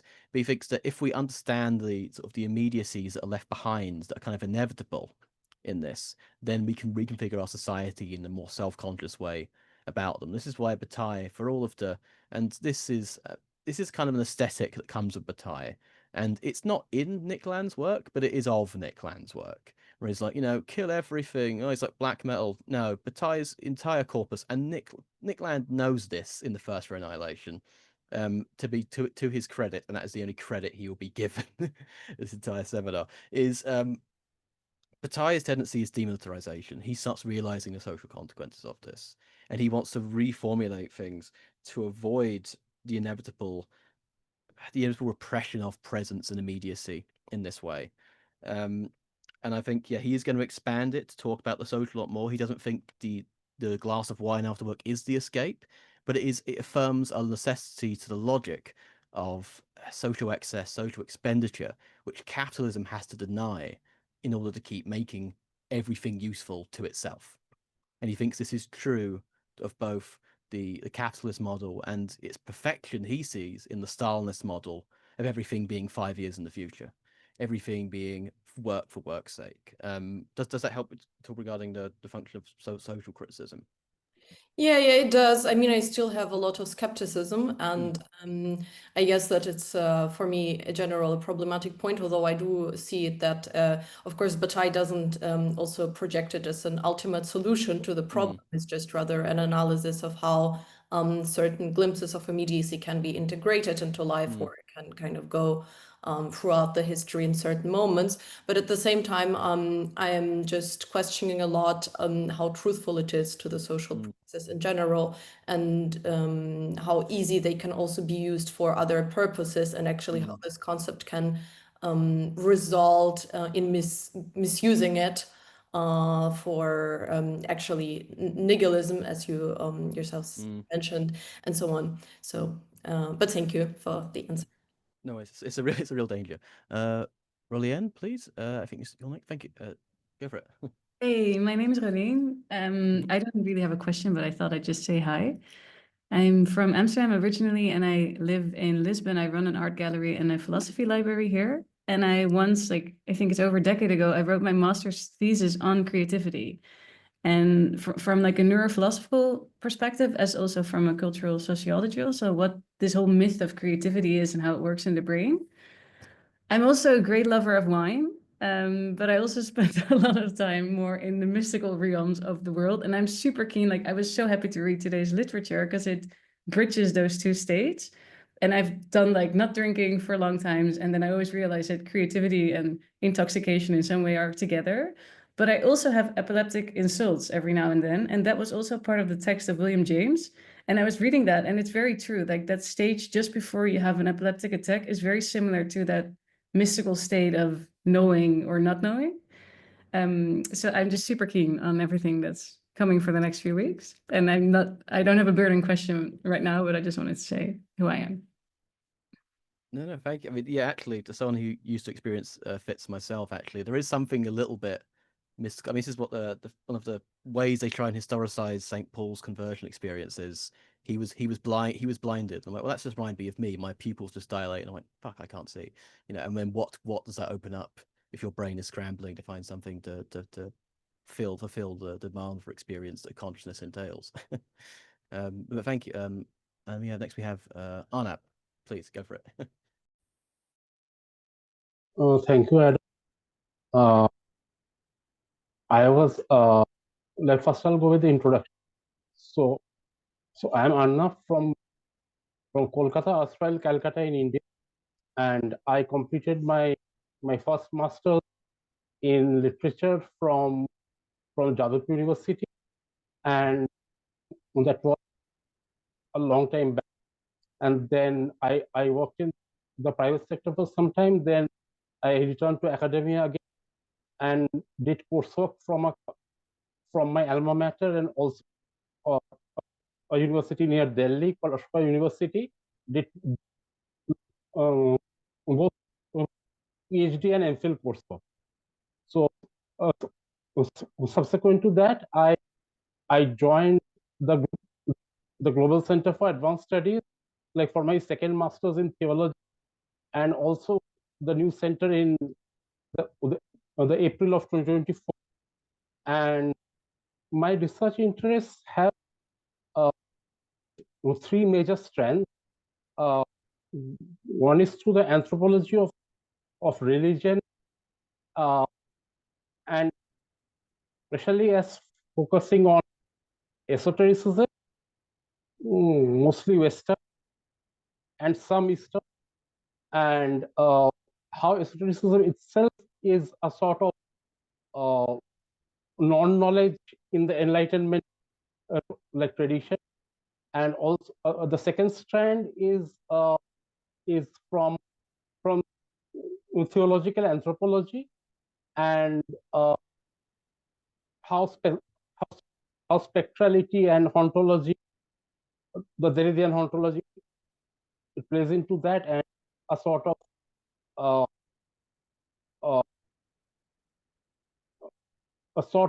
I'm trying to like combine these three strands.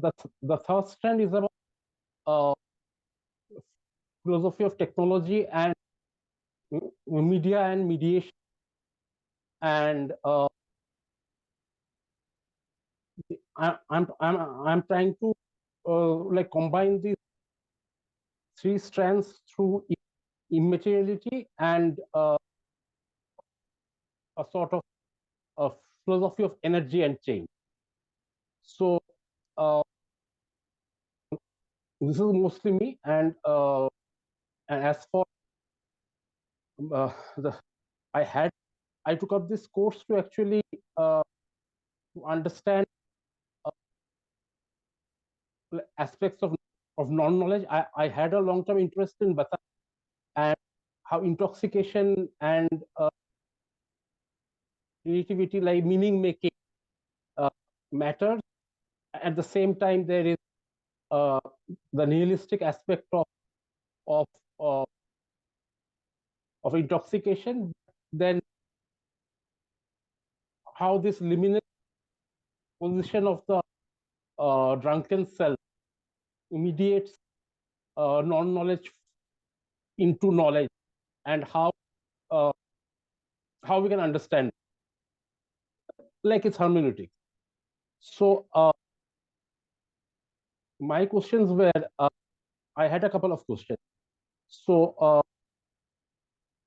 one is about the concept of the apocalypse. The apocalypse comes as a sort of revealing of mysteries. So it implies a sort of limit, where a limit that is like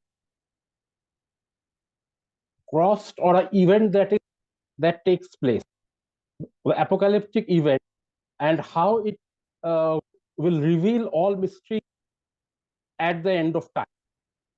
So whether we uh, take it as a sort of in relation to the individual self, the history of the individual self, or the history of like collectives across the world, especially the monotheistic religions, then how do we see if you could elaborate on this, that how do we see like what are the ends of seeing and knowledge after all mystery has been revealed? Like what is important thenceforth? And my second question was about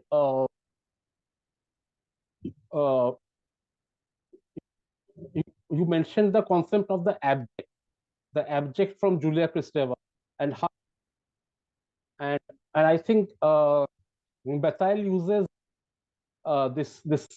this concept about the like abjection and waste. So I was thinking that in Eastern esotericism, some tantric schools in India actually have the collapsing of the sacred and the profane, where actually, like in Nick Land, would like to accelerate is to actually reach the desired like paradise. But then this acceleration is a sort of going down to go up ultimately. So in these Eastern traditions, the same path is like chosen, like you go down into the animal self to reach up into transcendence, and the sacred and the profane like collapse. The differences between the sacred and the profane like collapses. How has these like traditions come to bear through Western eyes, like through the eyes of colonial? So that's No, okay. Okay, I'll start with the second question regarding just how the concepts of the collapse of the sacred and profane, how that becomes westernized. I mean, I know it's trite, but like, in terms of Said's very good. I'm not going to put like the most basic Said stuff, but mostly just the section he has on Schelling, because I think Schelling, when he talks about his specific and that particularly German romantic Orientalism, really does want to focus on bringing the sacred and profane together, particularly as Schelling is writing his Munich lectures, where he talks about the fall of Sophia. He gives he thinks theosophy is a science alongside philosophy, and at the time, I believe he is a practicing Freemason, which is like, an Orientalizing system par excellence. But also just into how that ends up being received. I mean, Bataille's reception. I'll start with Hegel actually. Hegel's reception of Eastern philosophy is, as one could probably guess, not fantastic. His critique of pure being, of immediacy, is fed through as a critique of what he understands as as simple meditation.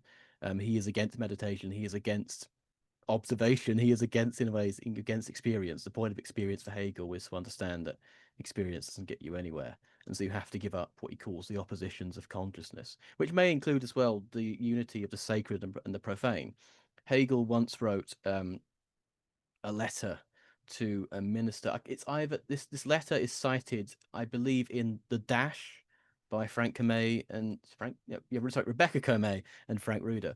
And Hegel writes that to worship. So Hegel, famously not a Catholic, to worship the host, the sacred wafer, as if for Catholics it does, actually has the substance of Christ in it. He says, quote, "That's the same as worshipping the rat shit it'll be later." And there is a dialectical unity for Hegel of the sacred and the profane. And I think for Bataille there is as well, to the extent that the human Bataille is the being that establishes taboos, that establishes the profane. by establishing the sacred.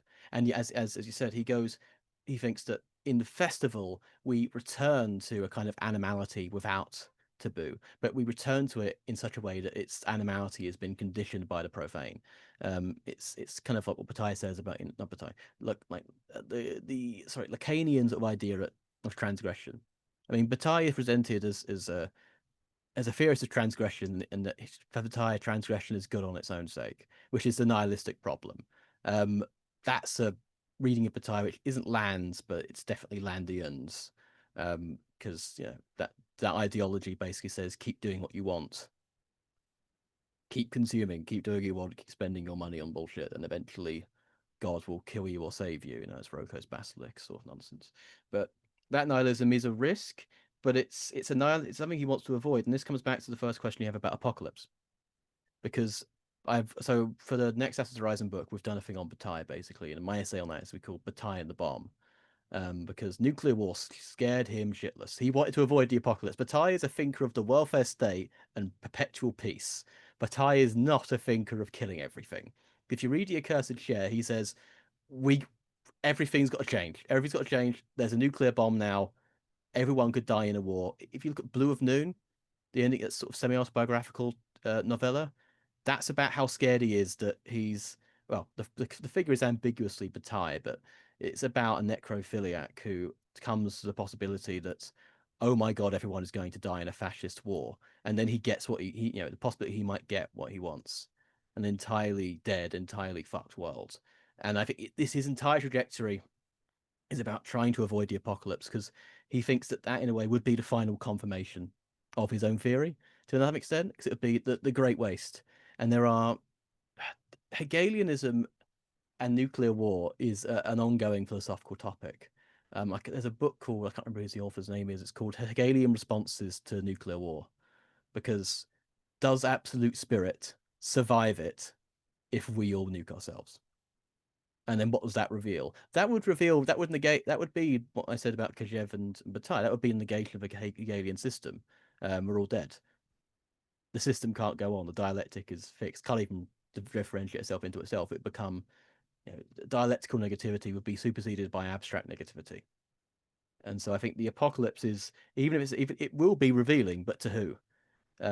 Bataille is in many ways quite basically correlationist. The world corresponds to the human experience of it, or it corresponds to a human perceiver. One of the best texts actually to look into this is the Kendall's translated this collection. It's not, oh, fuck it. It's called The Unfinished System of Non-Knowledge. And it's a collection of small parts of the Bataille collected works. And the best thing in that is there's a discussion between Bataille and the analytic philosopher A.J. Ayer. And he talks about, how would it make sense for a proposition such as the sun exists to make sense if there were no humans? And Bataille says, if there were no humans, nothing makes any sense.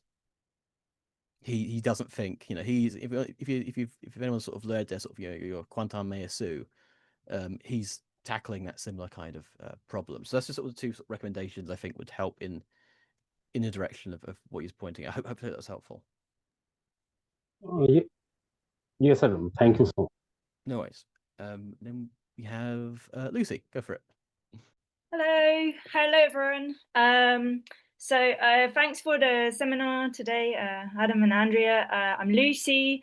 I live in Mexico City, but I'm from London, and I'm a filmmaker and scriptwriter, and I also teach in a kind of workshop format, and I also teach in the communications department at Ibero University in Mexico. And I'm here in this seminar partly because I've enjoyed Acid Horizon, and I'm currently reading The New Flesh, which I'm also really enjoying. And then my question, I'm working on a project called Rethinking Drugs, which is a project like working with young people to think about how we've learned about drugs, and then to kind of facilitate them to go on like research projects exploring their own areas of interests relating to drugs, whether that's historical, environmental, cultural, the economics or like the political elements or legal or so on, and also potentially the health related element, which is what usually is the primary part of drug education in schools. And in relation to today, this might be a little bit off topic. Sorry if so, but I was thinking about the word user, and well, alcohol can, those who imbibe, well, those who consume alcohol are not really defined as users, but a lot of people who engage in like forms of intoxication are users, as are those who use technology. And I was thinking about the way that word has like come into existence as a way to refer to like taking drugs. And I was thinking about how that kind of fundamentally deadens, for example, the idea of, or like all of the things that pint might offer, for example. And I was just like, I guess also like user implies like the idea or the imagined idea, as with AI, which it really isn't a tool. And then I was thinking, I guess, about how like, or in relation to the kind of transcendental or like, or the possibility of like some kind of God related thing, like how user like fundamentally kind of messes that all up. I don't know. I wondered if you had any thoughts about that and might point me in the direction of like some other things that might be handy. No, thank you. I mean, so I'm going to refer to New Flesh actually, because I think that just has some. There's a quote in it from Tiziana Terranova of the change in how we use the internet and becoming a user. And I think we can talk about this in many ways, like the user experience. So the Dionysianism wasn't just about getting pissed. There were rituals, there were plays, there was something in which there was initiation. There was initiation. There were mysteries. There were teachings.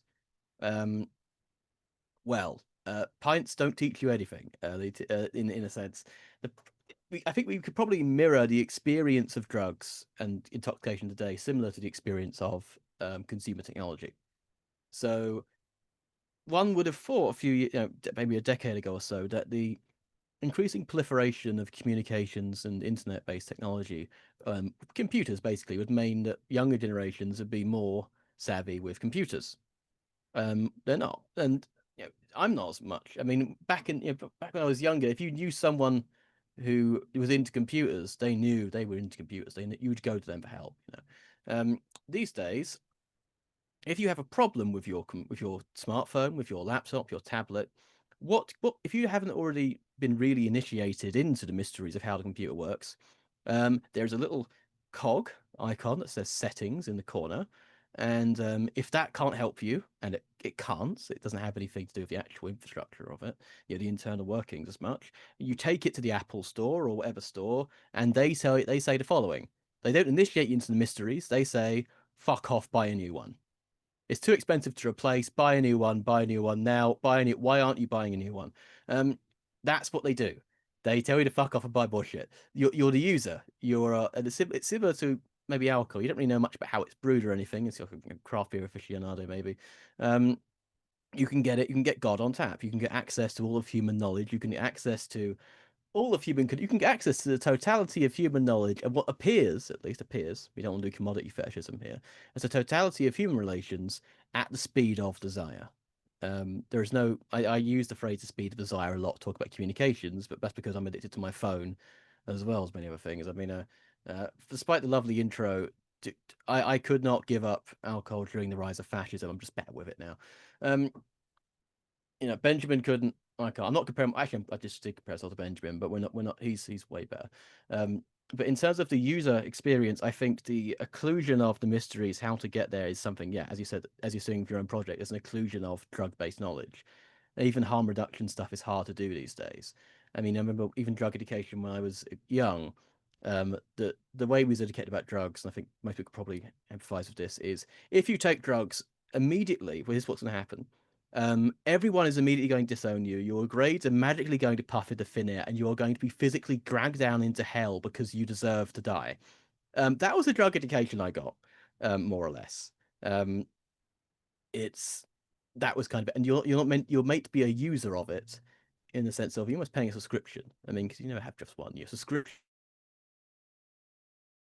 Get beer on subscription. You know, you can get subscription beer boxes.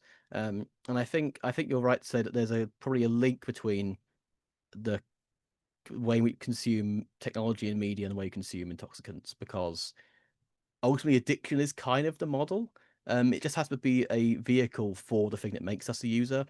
I mean, disposable vapes, I think, are a perfect cyberpunk commodity to this extent. It's lithium, but it's mined by children, souls to children. They're brightly colored. They taste like there's one called triple mango. What the fuck is that? It's just a triple intensity of a really good flavor. That is designed for a child. It is an oral fixation. Like, that's, you know, you don't have to be Eddie Bernays to realize that this is an oral fixation that is designed to be constantly sweet and immediately gratifiable. And I think smoking's another good example because there's no ritual. I can put in, you know, a nicotine pouch, just sit here and then just be fine. You know, I just there's no break needed. There's no break in the flow to, you know, go a bit to Lurs and Guattari. There's no ritual. You can't have to go outside to smoke. You haven't got to talk to anyone smoking it. You haven't got to ask for a light, filter, papers. It's immediate, God on tap satisfaction. And it only satisfies you as someone who's already a user of it. Because coming off of stuff might be, you know, I mean, coming off of nicotine, and if you're precarious, you don't want to be that anxious and aggravated more than usual, because you might lose. You might say so. You might tell someone to fuck off. You might lose a commission or a job or something. It is. I think addiction is kind of the specter here, and it is a logic which, particularly, I think, thinkers like Hegel do try to combat through this idea of Dionysian initiation. Hegel's theory of addiction is basically, it's in New Flesh. I'll upload a PDF of New Flesh at some point in the chat, because it's not owned by very nice people, let's say. I'm trying to get that back. But the model of addiction for Hegel is linear. One more and one more and one more and one more. That's, for him, is a failed model of infinity, because the infinite is always limited by the next finite thing in that sequence, again. Hegel thinks he thinks it's boring. In my work, I think the current media ecosystem, the current system of delivery for these things, actually makes this infinity a kind of pleasurable boredom. And this is, I think, true in the form of the infinite scroll. But I think I'm getting a bit too far back. But I think that's a really good parallel to bring up. A really good parallel to bring up. Hope that was helpful. And then we have finally Alberto, please. Hi, I'll be quick as I know we're over time. I just wanted to also present myself. Thank you so much, Andrea and Adam. Really fascinating. I'm based in Berlin. I manage an art bookstore and a gallery as well. And I'm originally from Caracas, Venezuela. And I would say that over 2 decades ago, almost, I wrote my studies on. I was interested in tracing the concept of effervescence in French sociology and anthropology, from Durkheim to Bataille. So I was really interested in the concept of social creation and recreation, as well as it happens in rituals and so. Which in a way, I also found it a way to question ontological kind of big concepts of how we are interpreting these categories of absolutism, let's say. And I think in the last years, I've also been trying to understand alcoholism and my own and kind of my own creative processes for understanding it via writing and so. So I'll be interested in developing a bit of that during this seminar, and very much look forward to revisit that. And I've been the last days actually thinking a lot about Bataille's text on seriousness, and maybe as a way of thinking of also sobriety. And so, yeah, just thank you. No, not at all. I mean, just to let's give something else on Bataille. Not every example of an inner experience for him is going to be intoxicatory in the sense of you need to invoke it through inebriation. However, all the experiences you will have as mystical experience will be the same structure, flavor, let's say, of an intoxicating experience. Saint Teresa of Avila wasn't pissed, when she was, getting fucked to death by a golden spear wielded by an angel. That ecstasy was not induced in the sense of, I mean, I don't know, but that's I think that's one of the things. But Bataille is not just a philosopher of intoxication. He's a philosopher who sort of cannot avoid it and has to sort of confront it and sit with it. And Bataille's text on Sirius as well is, and he's definitely serious about intoxication, but there's also a meditative practice in there. I mean, if you look at the Asaph journals, particularly the collection that came out a couple of years ago called the Sacred Conspiracy, where they found a bunch of the old texts, that includes meditation suggestions as well. Meditation papers, and indeed in the Unfinished System of Non-Knowledge, which is a name that the publisher gave to it, not something Bataille actually put out himself. There is also various things on the method of meditation and attempted meditations on it. And one final recommendation, it was in the footnotes to my piece on the theology of alcoholism. There is also a book called Through an Addict's Looking Glass. It came out on Hajar Press a couple of years ago by Waitera Sebatindira, and they go into a lot on essentially the experience of God and the kind of an alcoholic theology through a disability studies lens, which I found, I mean, it basically prompted me to write that essay. That's why I cite it a fair few times in it. But hopefully that'll be helpful as additional reading views if he's interested.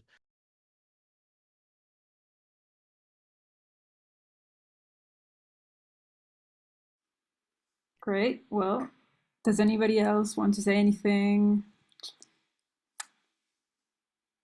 No? I had something to say, Adam, and also a question more towards my class next week. So yeah, from Bataille's The Absence of Myth and the initial postulate, which is what we read, there is this quote that goes, "And no matter how great erotic and comical moments of life may be, they have the place for us that playtime has for children. Reason subordinates the heroic moment to services rendered. The poetic and the tragic are highly regarded, but as adornments for minds consecrated to higher ends." So I guess I'm interested in this as these moments that we were talking about of breakage appear in literature and in poetry quite a lot, which leads us to the next session. So for example, in Clarice Lispector, she uses laughter a lot and delirium as a kind of breakage or break from the more mundane order of things. And we will also see this after with Jason's work, Jason Babingo-Harris. So these are kind of moments of breakage and of sudden, almost like mystical experience of clarity, of being present. Again, referring to Bataille's work, of his sense of the present, and of non-utility. So these spurs of joy don't last very long, but they kind of show us something, something about ourselves, something about the world. And similarly, I would say with Pizarnik's work, we have a strong sense of the erotic in these moments, it's glimpses, into something through joy and eroticism, sometimes through strong, also like melancholy, but yeah. And so how even momentarily it can give us these windows. So it's a kind of more that you touched upon at the beginning, but it's more of a kind of gnosis, like a more intimate experience with God rather than a mediation, So what comes to mind as well when I was listening to you and reading these texts, Adam, is Spinoza. I think you're not a big fan, are you, of Spinoza? But the Spinoza, like conatus, the concept, and obviously Nietzsche's affirmation, saying yes to another excess rather than saying no, as we were talking before about like this nihilistic vision of maybe others like Schopenhauer or Nick Land. I don't know his work very well, but from what you said. And then later Deleuze, who adopts and expands these notions in relation to joy. And I think it is the J. Josans, is it, in the ABC? So he also takes after Spinoza and the concept of joy as an increase in power. So I see the relationship between all these authors and what is coming next week in poetry and literature, as I said. So a little bit related to what was mentioned before as well about effervescence and this concept. So when we feel joy, we are, my understanding, we are experiencing a kind of strengthening of our ability to act and think. So we're not just passive recipients in a way that probably would it be James in his pint example, like being a passive? That probably is the difference. What distinguishes Bataille's system and James's. So my question to Adam is, how do you connect these authors? What is the role of play, laughter, and the erotic in Bataille's philosophy in that sense? And how is it different, really, from James's? I mean, you did talk about it, but I would like you to expand a little bit on that. No, yeah, that's a really good question. It does come to like the forefront of a really big split, particularly in, I guess, continental philosophy in general, but French philosophy in particular, which is Hegel or Spinoza, as Pierre Mecheret called it in his book of the same title, Hegel or Spinoza. This is what splits everyone in French philosophy, more or less. And you either have French Nietzscheanism, which is Bataille is rare for this because he's a French Nietzschean who's coming out of Hegel. Which is not the lineage that you would get from, yes, Deleuze, Guattari, Negri, all of the French sort of Spinozas, even though Negri is Italian, but, philosophically he's very French in the same way that Deleuze is very German. And Nietzsche said he was Polish, so I don't know how he fits in that genealogy. But regarding sort of the experience of, he's mentioned Spinoza, the idea that intoxication, if it gives us joy, it would experience, as you said, it's the increase in the feeling of power accompanied by an external cause. This is the model of psychedelia, which takes it etymologically very seriously as psyche, delos, soul revealing, whereas Bataille seems to be more in the sense of soul destroying, or at least an individual's, as the sense, the experience of death within life itself. So for Bataille, it's interesting. For Bataille, these moments, he describes the instance of pleasure, he describes them as sovereign. He wants to scale this up. But at the same time, he's not giving an account of positive ontological power in the same way that Spinoza is. Because he said Spinoza's the conatus, the enduring self, wants to experience this kind of joy, this power. But Spinoza rarely, I don't think he ever factors into what Bataille is doing. And in many ways, he probably might work a bit better because what people like Deleuze love about Spinoza, I guess to some extent what Nietzsche loved about Spinoza, was, as you said, the affirmative aspect. And as James says, it tells us that we experience the yes most foremost. But this yes is split. So Hegel's phenomenology of spirit basically enters the final stage when consciousness learns how to say yes. But in the yes in the sense of reconciliation. It's a yes that says no again. It's a yes that also says no to revenge, no to constant fighting. And it's the level which Deleuze, Spinoza, and Nietzsche are going to separate from this, and maybe separate from Bataille if we want to stick with a Deleuzean reading of Nietzsche that sees him as predominantly anti-dialectical, is it's fundamentally to do with logic. Deleuze is a thinker of positivity, positive logic. He thinks difference isn't defined as a negation of identity. It's not defined against anything. It's primary. So identity is like a meta stability, a pattern, a repetition of difference, which also allows it to keep being different. Whereas for Hegel, difference is just a moment in identity, which then turns into dialectical opposition, which then turns into contradiction, which then becomes reconciled in the concept of totality. Apologies, it's hard to do Hegel's side of logic at that reduced, but in terms of negativity, I think the best way to think about how they approach psychedelia, a Hegelian lineage versus a Spinozist lineage, and the Hegelian lineage, I think, on psychedelia is just James and Bataille, just James and Bataille. Sorry, Arnab, just quickly, the book in relation to the last question was called Through an Addict's Looking Glass. Let me just write it down for it. But regarding this lineage, I think Mark Fisher is a good place to turn to, because when he says he's a Spinozist, he thinks Spinoza is a thinker of psychedelic reason, because you get out through your head, you use reason to increase your power by you. And how is this psychedelic? Because if you use reason to increase your power, how he thinks you're going to do it is by showing that every social reality that looks fixed is actually mutable, or it presents itself as immutable. So this is the kind of reason that feeds into, for example, the Xenofeminist Manifesto, which says that if nature is unjust, change nature. They're rationalists because they think that through a kind of Spinozist Deleuzian reason, you can see that all the social categories are just theological categories that have been reified, and through reason we can get past them, we can get out through our heads.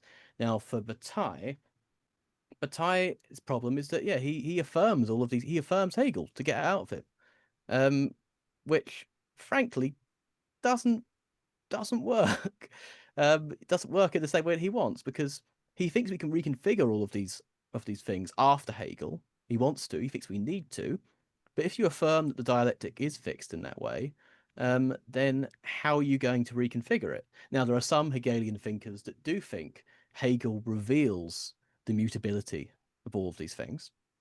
Catherine Malibu, great example of Future of Hegel, of revealing ontological plasticity, and then maybe there's a way of uniting the two here.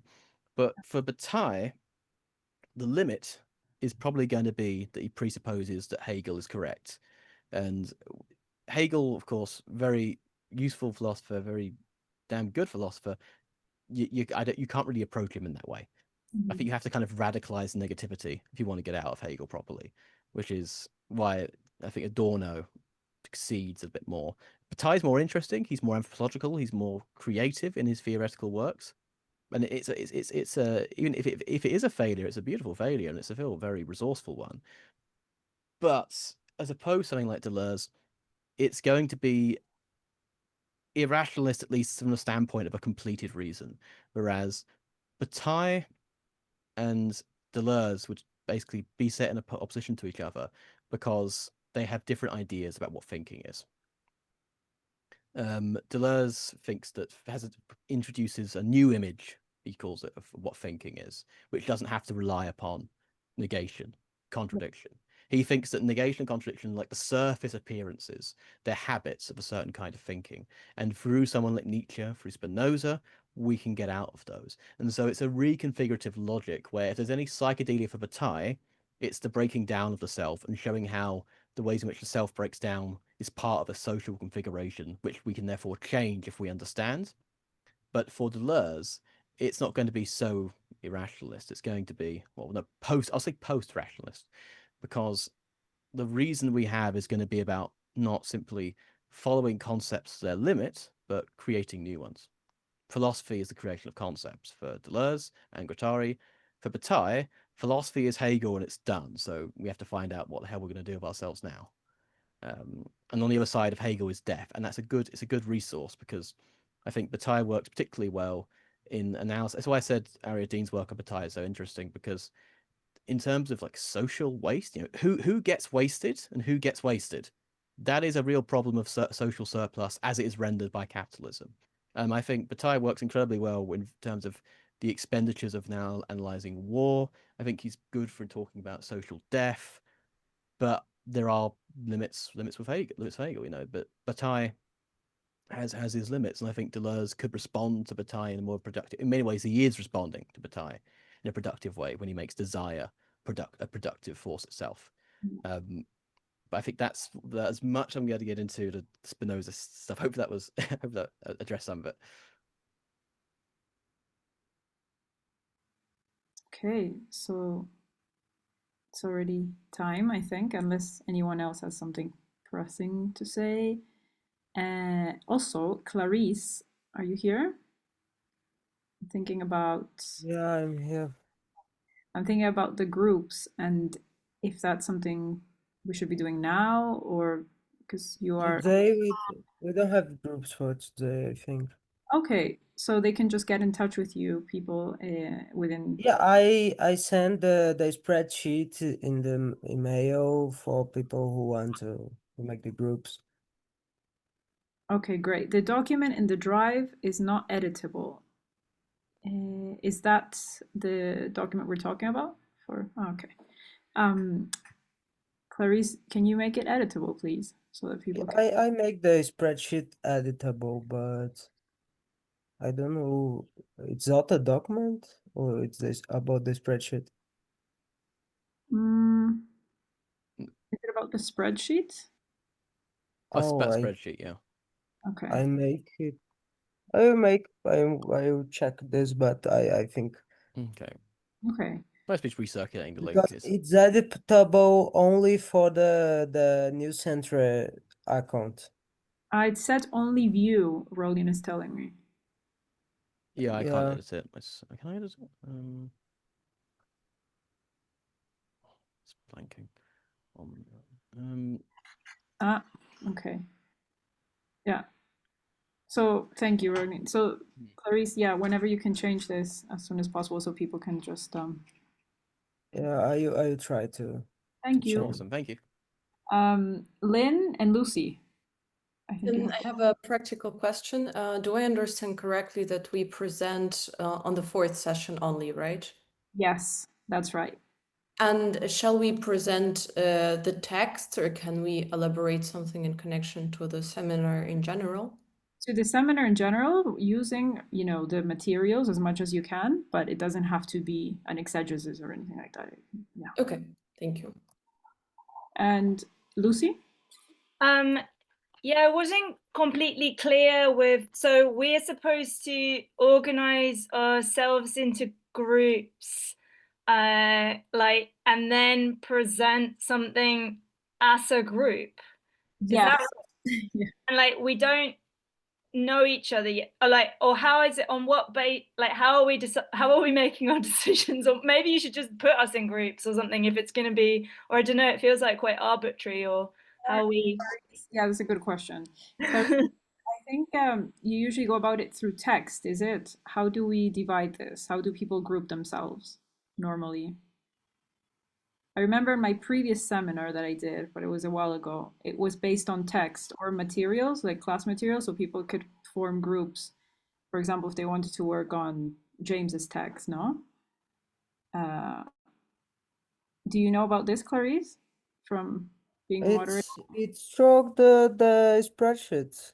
You Okay. you So choose it's the test and yeah. Okay. So Rolian is saying normally people just pick a text, yeah, and pick yeah. the same, okay, and people who pick the same text work together. So it's a bit Yeah. of a first come situation, I think. Just write down your name on whatever you prefer, and then if there's any problem, just get in touch with us and we'll see how we divide that. But yes, it would be good if groups were of 3 to 4 people, because in the past it has been 2, but because we have so many students now, it's like 30 something, it's going to be a lot for us on the last session. Sorry, my internet was cut. The text we need to present, Soroush, they're all on the syllabus. So those are the texts, and also on the spreadsheet. So you should have it all there. Those are the materials. Cool. Well, I hope that's clear. Otherwise, you can write to us directly on Google Classroom or to Clarice as well. Yeah, and we're also on Discord for other things. So we can continue the conversation there. If there's anything that comes to mind that you want to share. Also the films that Adam said, what I'm going to send to Lynn, I probably will just post it there on Discord.